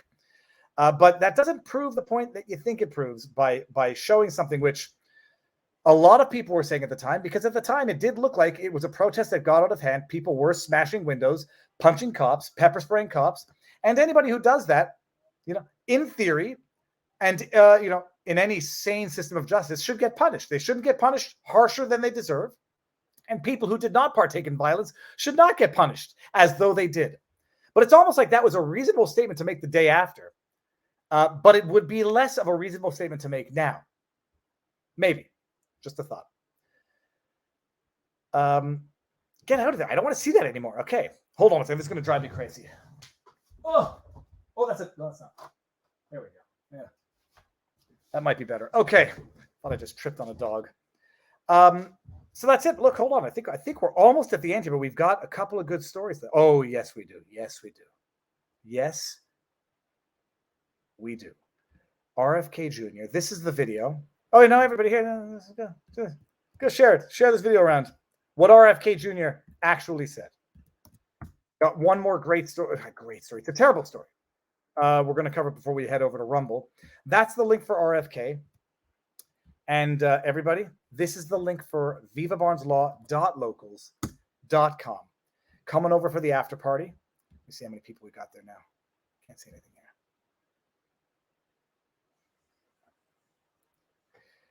Yeah, I'll talk about the cabin's beautiful. What's going on here? I can't see anything. Okay. That lighting now, it's going to drive me crazy. I don't know which direction the sun sets. Where is the light even coming from? It's coming from there. One more story. It's not funny. It's just, people do not learn from their mistakes, and propagandists going to propagandize. It's another campaign. It's almost as orchestrated. It's almost as well-timed as the attack on RFK Jr. Let me get the tweet here. There's a and we're gonna the Donald Trump. We'll finish up with Donald Trump. Looks like he's going to be indicted again. We'll get there before we go over to Rumble. Before we go over to locals. Okay, here, boom shakalaka. I got to get to the stream. Got to open up the window. Forgive the lighting. Can't do anything about it right now. Here we go. Hillary Clinton ordered to push children into the river. My God. If I may have two observations here, Hillary. I don't think you believe in God. And second of all, if something sounds too atrocious to be conceivable in any realm of the universe, it might very well be. Beto O'Rourke, I don't think I have Beto O'Rourke's tweet on this, also tweets out the same thing. I don't think these idiots read the article. This is now about how Governor Abbott has apparently taken to putting up makeshift barricades, blockades, razor wire to prevent people from illegally crossing the border from Mexico into Texas. And allegedly, but Hillary Clinton says authorities are being told to push women and children back into the river. I don't think these idiots even read the article. This immediately smacks of that other story when allegedly border agents on horses were whipping migrants, which turned out to be bullshit. This is from the article. They're citing someone quoting in an email. It says, in another instance on June 25, troopers came across a group of 120 people camped out along a fence set up along the river. The group included several small children and babies who were nursing.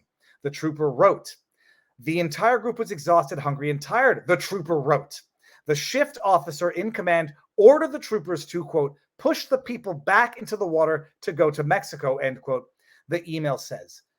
Appreciate that this is probably third party or second party hearsay. This is the guy in an email that's being reported on saying his impression of what somebody else told him to do at the time. And then Hillary Clinton comes out with a one-liner in a tweet where people are probably never even going to read the article, ordered to push children into the river. My God.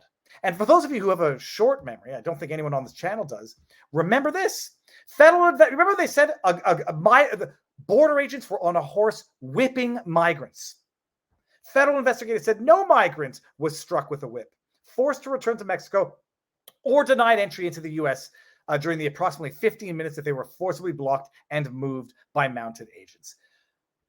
If I'm making a prediction, and it's only because past is prologue, We're going to find out that that story is a load of crap. Hillary Clinton continues to be a pathological liar, as does Beto O'Rourke. And by the time the truth sees the light of day, the lie has made its way across the world, the earth. Okay. All right, I think that's it. Oh, then we have the article here. You can go read the article. It's someone describing what an email of someone describing what they say the experience was like. Someone said to them when they were. Yeah. Anyhow, we'll see. We'll see. If it turns out to be true, it's disgusting. If it turns out to be false, guess what? It's disgusting as well. I won't say more disgusting because you can't qualify certain things. Okay, and now last one of the day, Trump. Real quick, there's no real news here. We knew it was coming. Some people were under the impression that, the indictment out of New York was going to be the one and only. Just, get one frivolous indictment so they can say twice impeached, twice acquitted, now federally indicted.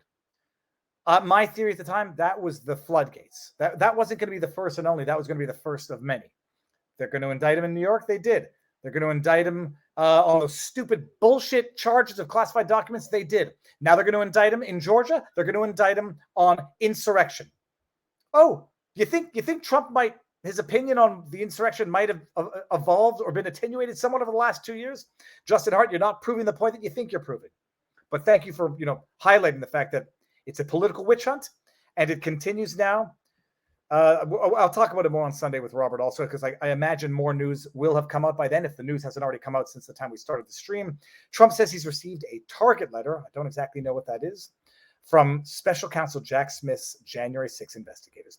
It's the clearest sign yet that Trump may soon face his third criminal indictment, this time for his efforts to subvert the 2020 election results. Guess what? There's going to be a fourth one after that. It's going to be Georgia. Trump said he expects to be indicted. Trump said Tuesday he expects to be indicted by Special Counsel Jack Smith's grand jury, citing a, quote, target letter he received from investigators on Sunday. Such a letter, quote, almost always means an arrest and indictment. Trump, who has already been criminally indicted twice in recent months, wrote on Truth Social.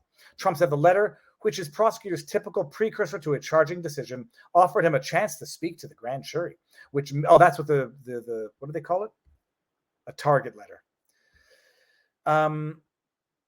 Yada, yada, yada. Where was that? I lost that. Which meets the federal courthouse later this week. Targets of criminal investigators rarely speak to grand juries, and Trump has not exercised that right in the two other criminal cases in which he's been charged.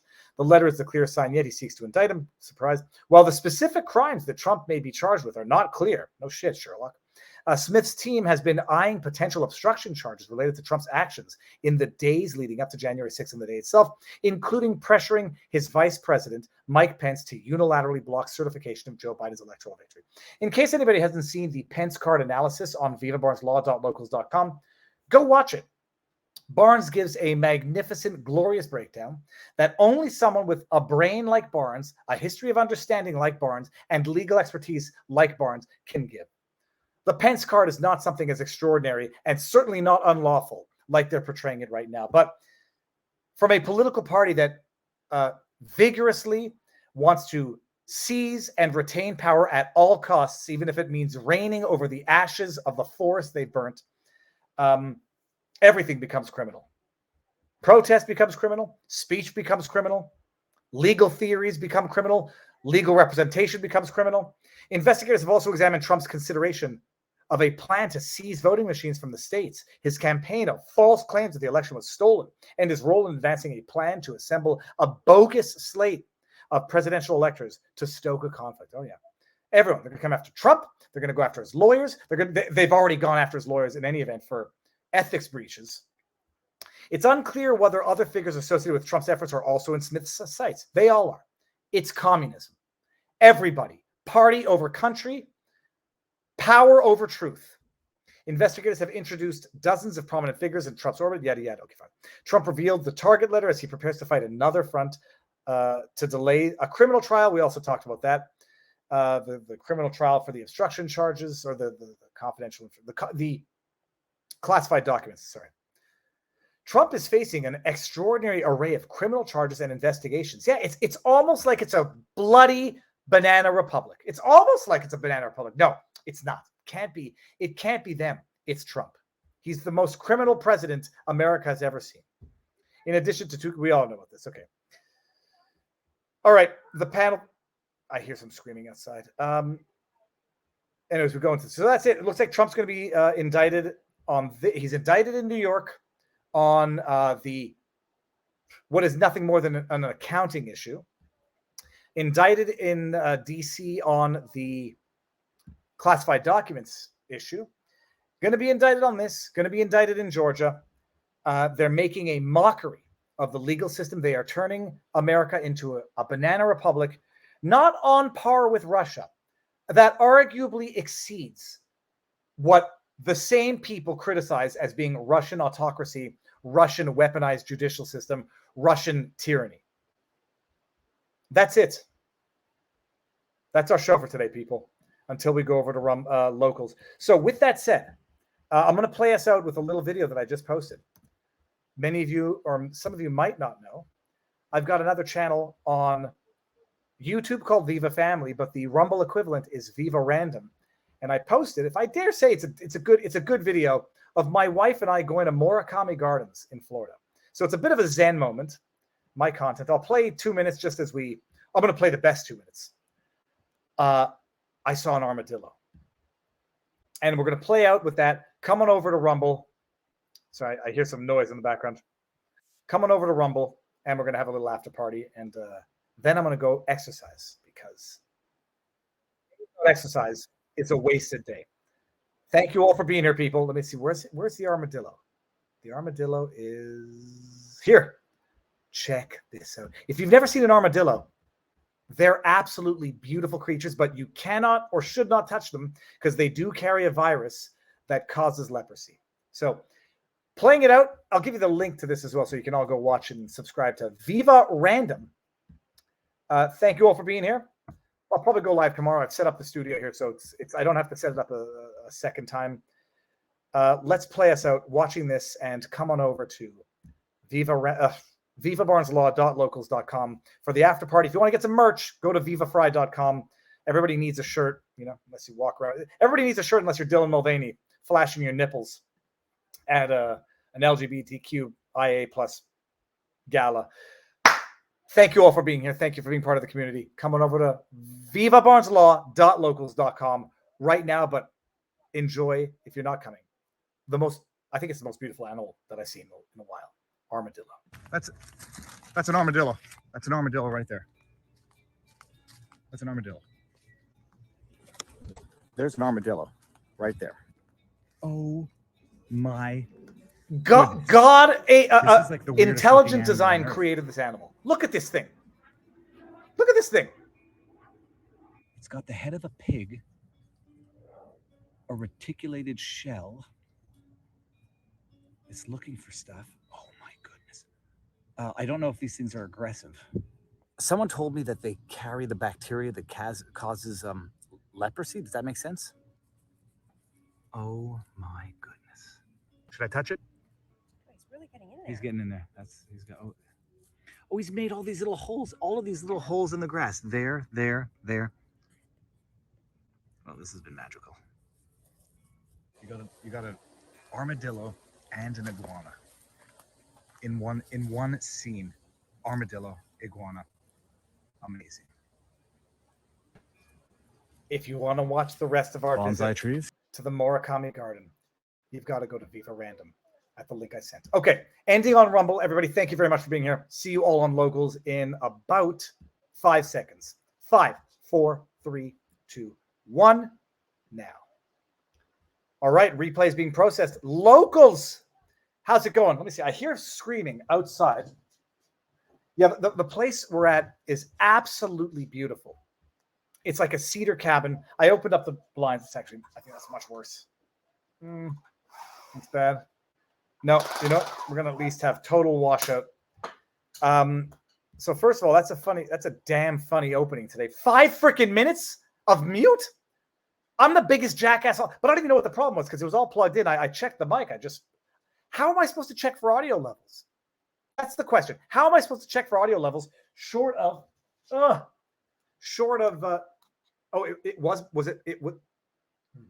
Oh, you smell like a disgusting little pig. That's right. Ask the chat. But hold on, chat. Okay, I'm looking now. Was it mute? Did you hear me on locals? It wasn't muted on locals. Well, that's even more embarrassing. Now you guys heard me do the two versions. Which one was better? All three platforms were muted. Hold on. Why is it that I'm getting different? I heard you on locals, Ricky Bobby. Okay, so hold on one second. There's two tips in here. Ginger Ninja. Mark Ruffalo plays the Hulk in the Marvel movies. That's right. Oh my God, that's right. He was the guy in the that stupid clip that went viral with the female Hulk. Not a shocker. He's a radical when it comes to green authoritarians. And we got Ginger Ninja. Everyone follow me. Ginger Ninja. This is the best $1 you've ever spent in your life, Ginger. VBL. Oh, it's Ginger Ninja on vivabarneslaw.com. If you want to follow Viva Barnes Law exclusive firearms content, comment on my video. Keep spitting. Comment on my videos. I'll cover whatever topics, answer questions you have. I want this to be viewer-led content. Pick my brain, please. Oh, what are you looking at? Okay, you go down. Oh, Ginger Ninja, thank you very much. Now, hold on. Let's go to some of the questions here. Oh, good to see you and the memes. Yeah, Talix has been dropping the meme bombs today. Now, I don't know what movie this is from, Talix, with the guns pointed at my face. But I like the meme. Okay, now I checked out both Rumble and Locals. Both were definitely muted. Locals, this is very weird. So that's Humperdew. He played the cucked Hulk. Pretty fitting, says Ricky Bobby. It was muted on Locals. Okay. Where would it have not been muted? YouTube? Whatever. Okay, we can't. So we're in a beautiful place, like northern Quebec. I hear vibrations. We have both dogs. So it's an interesting road trip. This morning we go down to the beautiful river. It's raining and we went to a museum and it was boring. And now the sun is out. So in a bit, we're going to go do a beautiful hike because I got to get my exercise on. And then we're going to have a barbecue tonight. I cannot wait to get back to Florida. I can't wait. So, well, hold on. We got to have... we got to have some. We're going to talk about something exclusive here. Let's have the oh no, that's too much.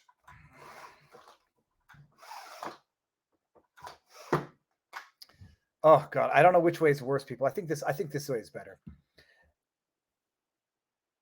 There was a dead zone on Locals. Okay, it was mute on Locals. Okay. Let's get all the way to the bottom here. Viva Frei, how are they still? Hold on. Oh, so hold on a second. Viva Frei, is Canada almost gone from all the fires? Love in Two Limes.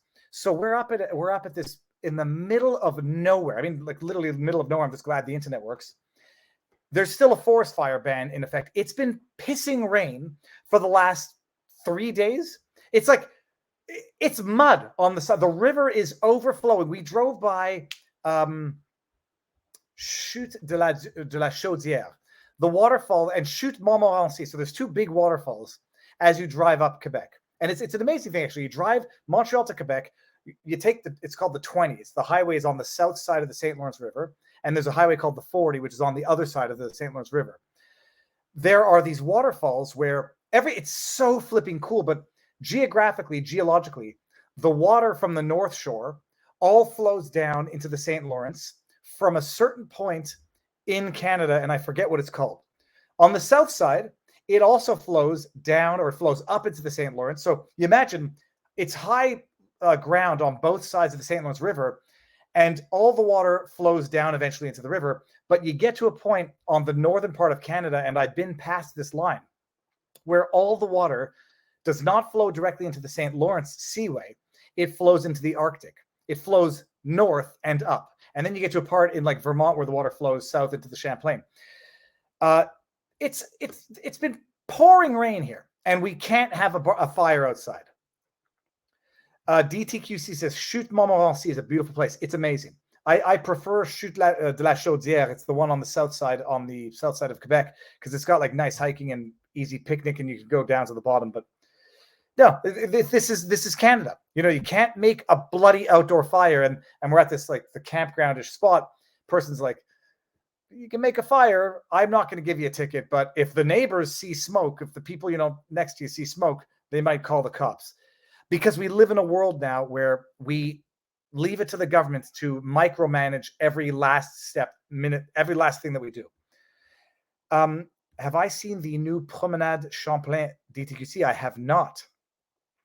Astral Doge Play says, in West Coast, Oregon, Washington, it stayed on fire for 2 months for the last couple of years around this time. Anyways, bottom line, the air quality seems fine. I haven't smelled smoke. It's been very hot, humid, and rainy, but it's beautiful. Let me see here. Lefson.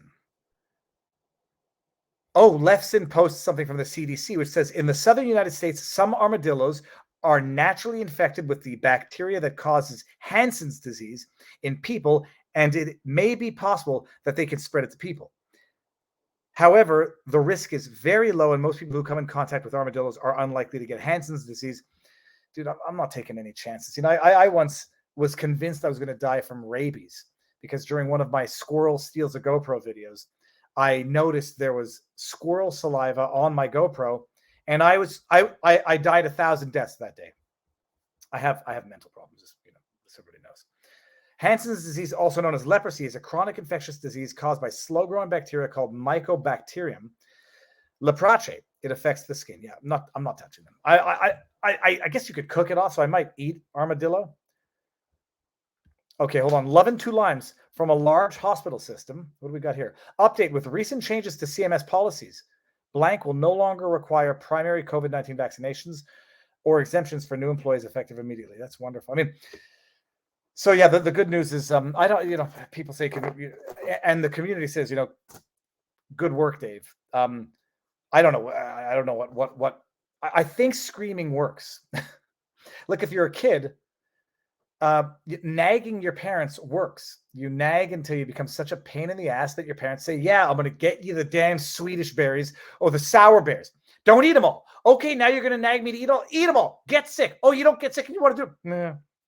I'm not speaking from any specific experience, but I do think screaming loud and shaming hard works. Because even if like the Trudeaus of the world are not susceptible to shame because they have no pride and they're just disgusting pathological narcissists, like personality disorder people, they do cave to political pressure. And so you can shame the reasonable into no longer supporting it so that even the narcissist psychopaths change course. So I think it does work. But I wanted to say something about Peter Hotez. Well, let's see. Joe Madskew says, the left has been at this game for a long time. No shame, scream bloody murder, accuse, accuse, accuse. Guaranteed. Fine. I'm not even reading the fine, Trudeau. So I'm conflicted. I'm getting very fed up with, the statistical overrepresentation. You find out the Merrick Garlands of the world are Jewish, and you know how people are going to react. Now you find out Peter Hotez is Jewish, and my goodness, if people didn't espouse these conspiracy theories, it's not that you can't blame them. It's predictable what it will do, and it's a very, very crazy situation, a very absurd world.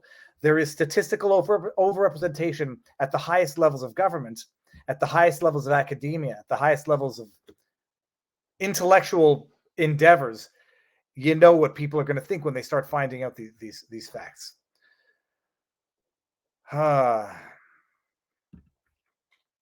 So what else is going on? Let's see. Let's get to the chat. Let's take some questions. Ginger Ninja, Viva Frei, are you still planning to do an occasional interview with your above average locals viewers? It sounds like it would be a good time. I am. I just have to freaking do it. I just have to freaking do it. Okay, you know what? Hold on. We're doing it right now. I'm going to figure out how to randomly select it, and we're going to commit, and we'll do it. I'm going to move the office now, or at least I'm going to do the live stream at a different time of day. So supporter interview. I'm doing this right now live. Supporter interview episode 1. Let's do this.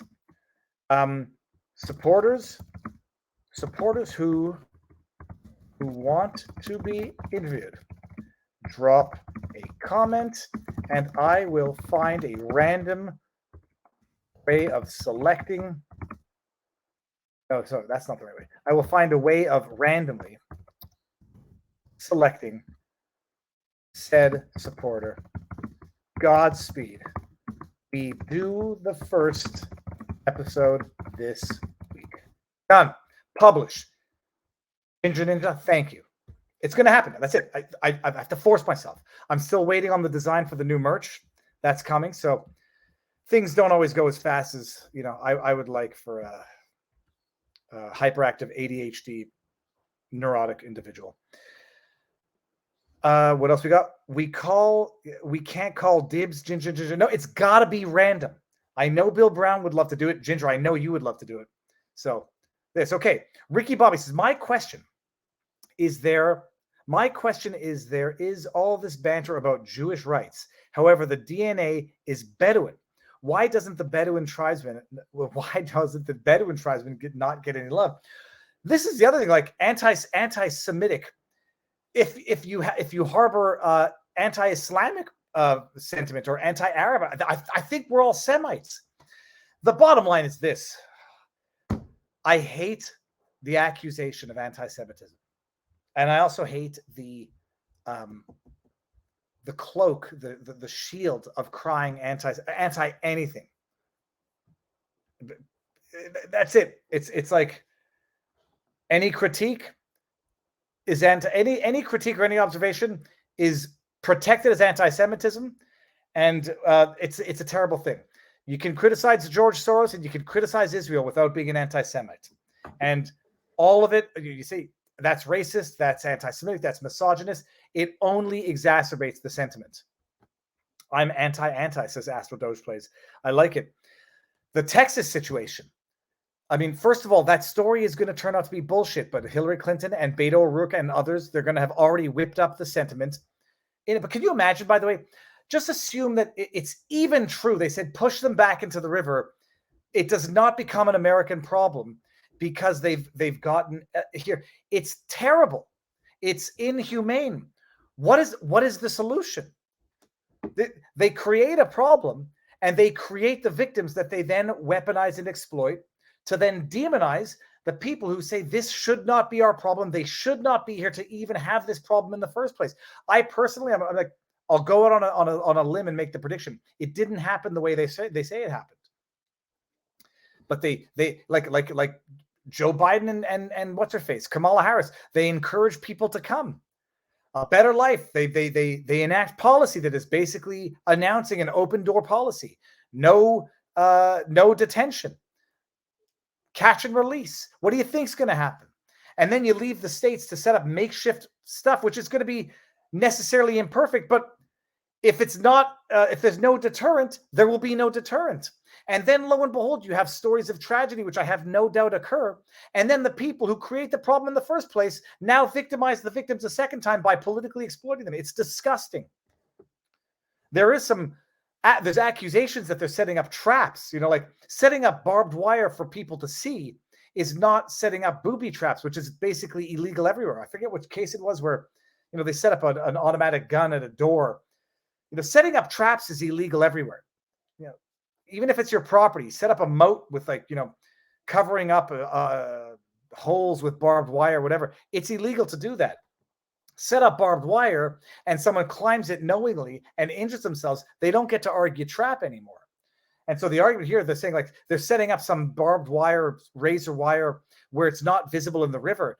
And my question is, okay, if they're doing that on purpose, it's obviously disgusting and it's obviously should be illegal. You have to be humane even in the way you protect your borders. Another part of me says, well, are they setting it up and the river rises and lowers? And so there might be explanations as to why it might be visible on certain days and not on others or in certain locations. But it's like they are creating a situation that is exacerbating what some might consider to be an invasion. And then when the people get, suffer the predictable, unfortunate consequences of such illegal entries, they then say, look at this. Texas and Abbott are the ones to blame? Sorry. Ginger Ninja, $1 tip says, I've only got 7 shirts from vivafrei.com. Y'all go check them out. I get complimented all the time of the one with the VF logo, even when they don't know the channel. It's a damn good logo. This one right here. This one I happen to have exercised in maybe one too many times, and it sort of has that persisting odor. Pink merch is a great idea. More colors, period. Okay, I'm going to have to set that out as well. What do we got here? Are there any? So there's a question here from Lori L40. Are there any politicians left who are looking out for the best interests of their citizens? Partially, the governor of South Dakota is the answer from Just January. Never mandated masks or jabs. Okay, and people are into pink merch, so let me get. I like pink. Pink is like my favorite color.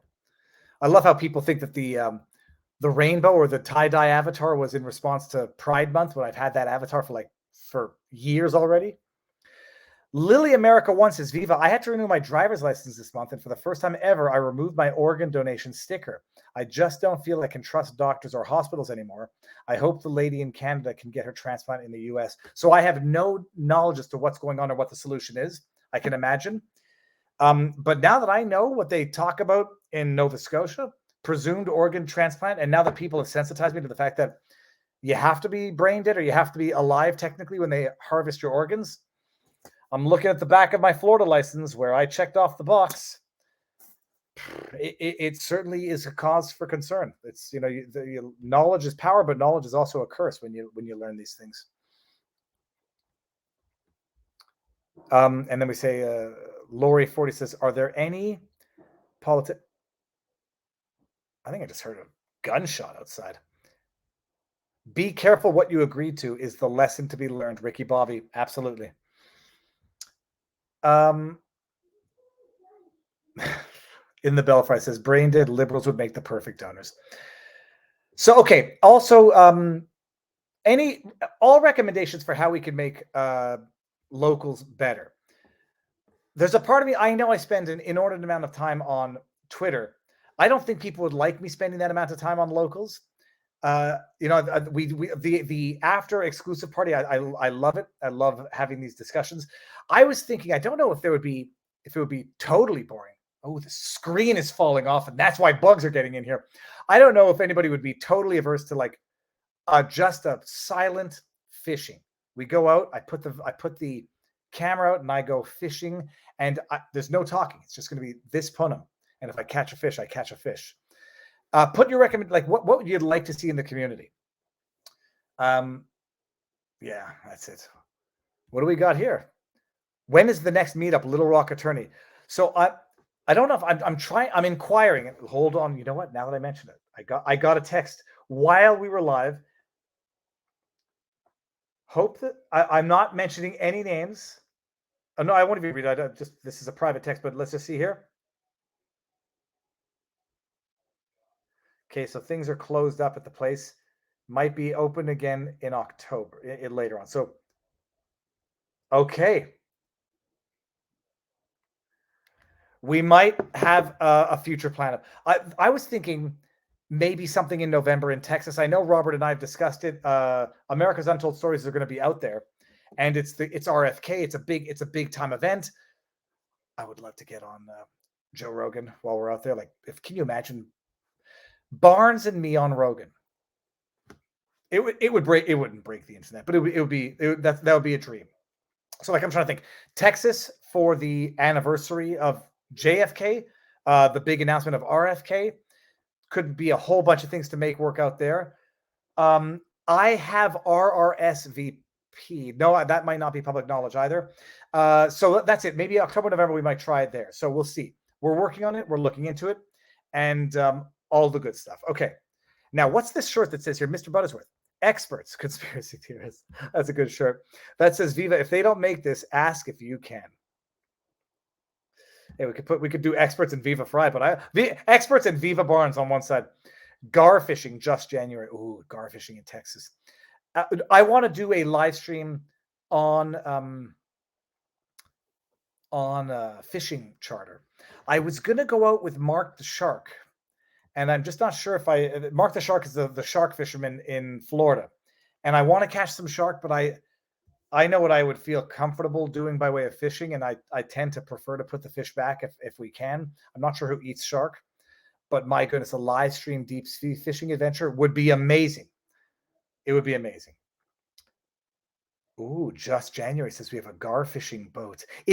Just January, is gar fishing as easy as sturgeon fishing? Because when I went to the Fraser River sturgeon fishing in British Columbia, it was like catching catfish. You slap a bunch of worms on, 6-ounce weight, plunk it, and you get them. And it wasn't a question of, whether or not you catch a sturgeon. It was just a question of how many and how big are they going to be. Is gar fishing like that? DTQC says any Canada Quebec meetup. Oh, so Just January says it takes skill. I guess they're sensitive fish, and they also have probably very, very bony jaws, which makes it tough to sink the hook in. Sturgeon like WD-40 in the bait for some odd reason, says Ricky Bobby. Lily America says, be sure to go watch the movie Sound of Freedom with your kids. It's very informative to get the word out. I'm not sure if it's streaming yet. All I know is whether or not, however I watch it, if I watch it, I'm going to just Google and see if I can find it. I bought 10 tickets, paid it forward. So I think I'll see where I can find it on the internet, but I paid it forward big time. So I hope 10 people got to see the movie. It's a bow shoot at gar at night, but do you eat them? I would not feel comfortable killing a fish without eating it. Just January, can you eat gar meat? Like, is it disgusting fishy meat like pike and you have to turn it into gefilte fish balls, or is it hold on, actually I want to wait for this. Just January, you do eat them. You can't just kill something for the sake of killing it, correct? That would be a non-starter for me. You can, it's tasty but very difficult because they're bony fish. Okay, good. You make gar balls. I have no idea how it's done. No Astro Doge plays. I can tell you that. That could be a good catch and cook. I mean, you have to mash it up in a blender, I guess, because I think gar must have the same problem as pike. Oh, and the skin.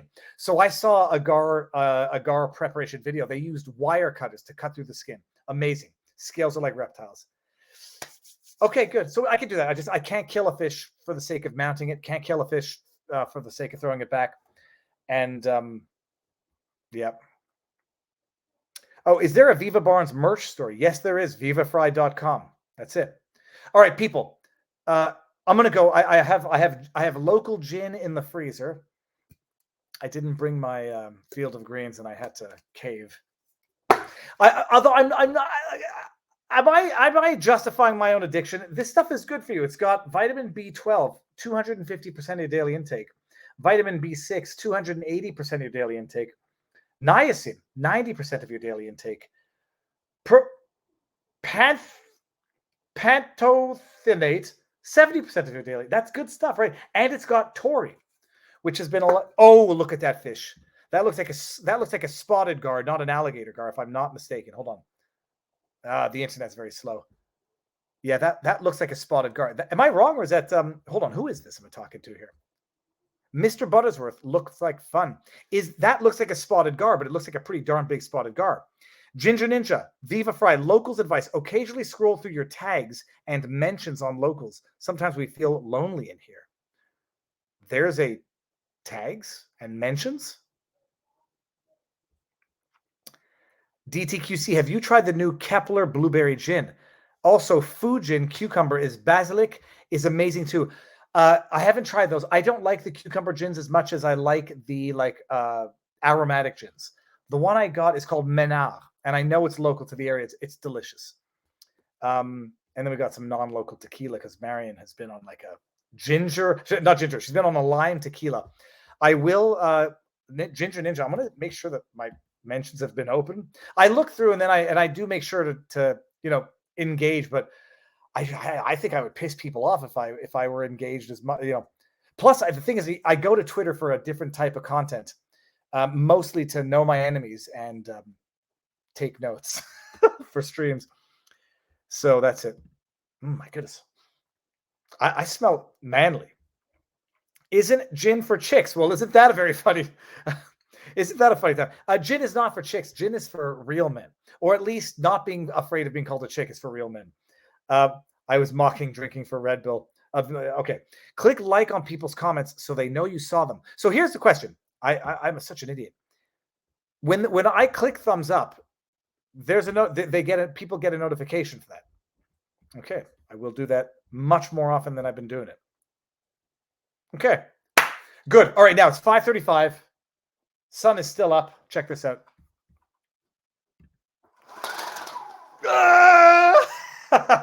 All right.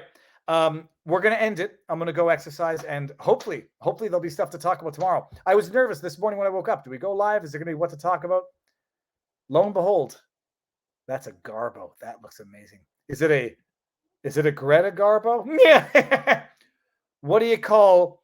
Okay, there's a joke in there somewhere. Okay, we're going to end this now because I got to go. I have to exercise, otherwise I'm just not going to sleep well tonight. Thank you. So hold on, I'm going to go here. Viva Frei. People did their research in early 2020 at the beginning of this pandemic. This is not the only time the USA has tried this. Thumbs up. Oh, geez. They found me. Marty, I don't know how, but they found me. All right. It's time to go. Are we going to go for a hike? Yeah. Okay. You're going to hike in Crocs? Yeah. Kid thinks he's going to hike in Crocs. Predictions, people. Predictions as to how long this hike is going to last. I'm going to pull this down. It's too hot. It's not a question of the streak. All right. Why were you yelling? Why was I yelling, he says. Because the world has gone crazy, sir. Come here. Say hi. Don't step on the dog. Okay, you smell like you've been in a chlorinated device. Yeah. All right, we're going hiking, people. Smell me. Do I have bad body odor? You. Okay, it's shower time. Shower time. Everybody, thank you all for being here. As always, go enjoy the day. I'll send you a picture of my martini for the evening. There's a baby in there. He's looking tired of the BS 61. Yeah, I'm gonna go. I'm gonna exercise before taking the shower, and I should probably put on deodorant. We're leaving right now, you know. Okay, we're out. All right, go. Enjoy the evening, everybody. Thank you all for being here. Can I pull the white hair? You can pull the white hair out. I'm looking for one. I'm looking. Okay, he's gonna pull out one white hair. The expression is when you pull out one, 10 more come to their funeral. So, oh, get out of here. Okay, we're done. See you soon, everybody.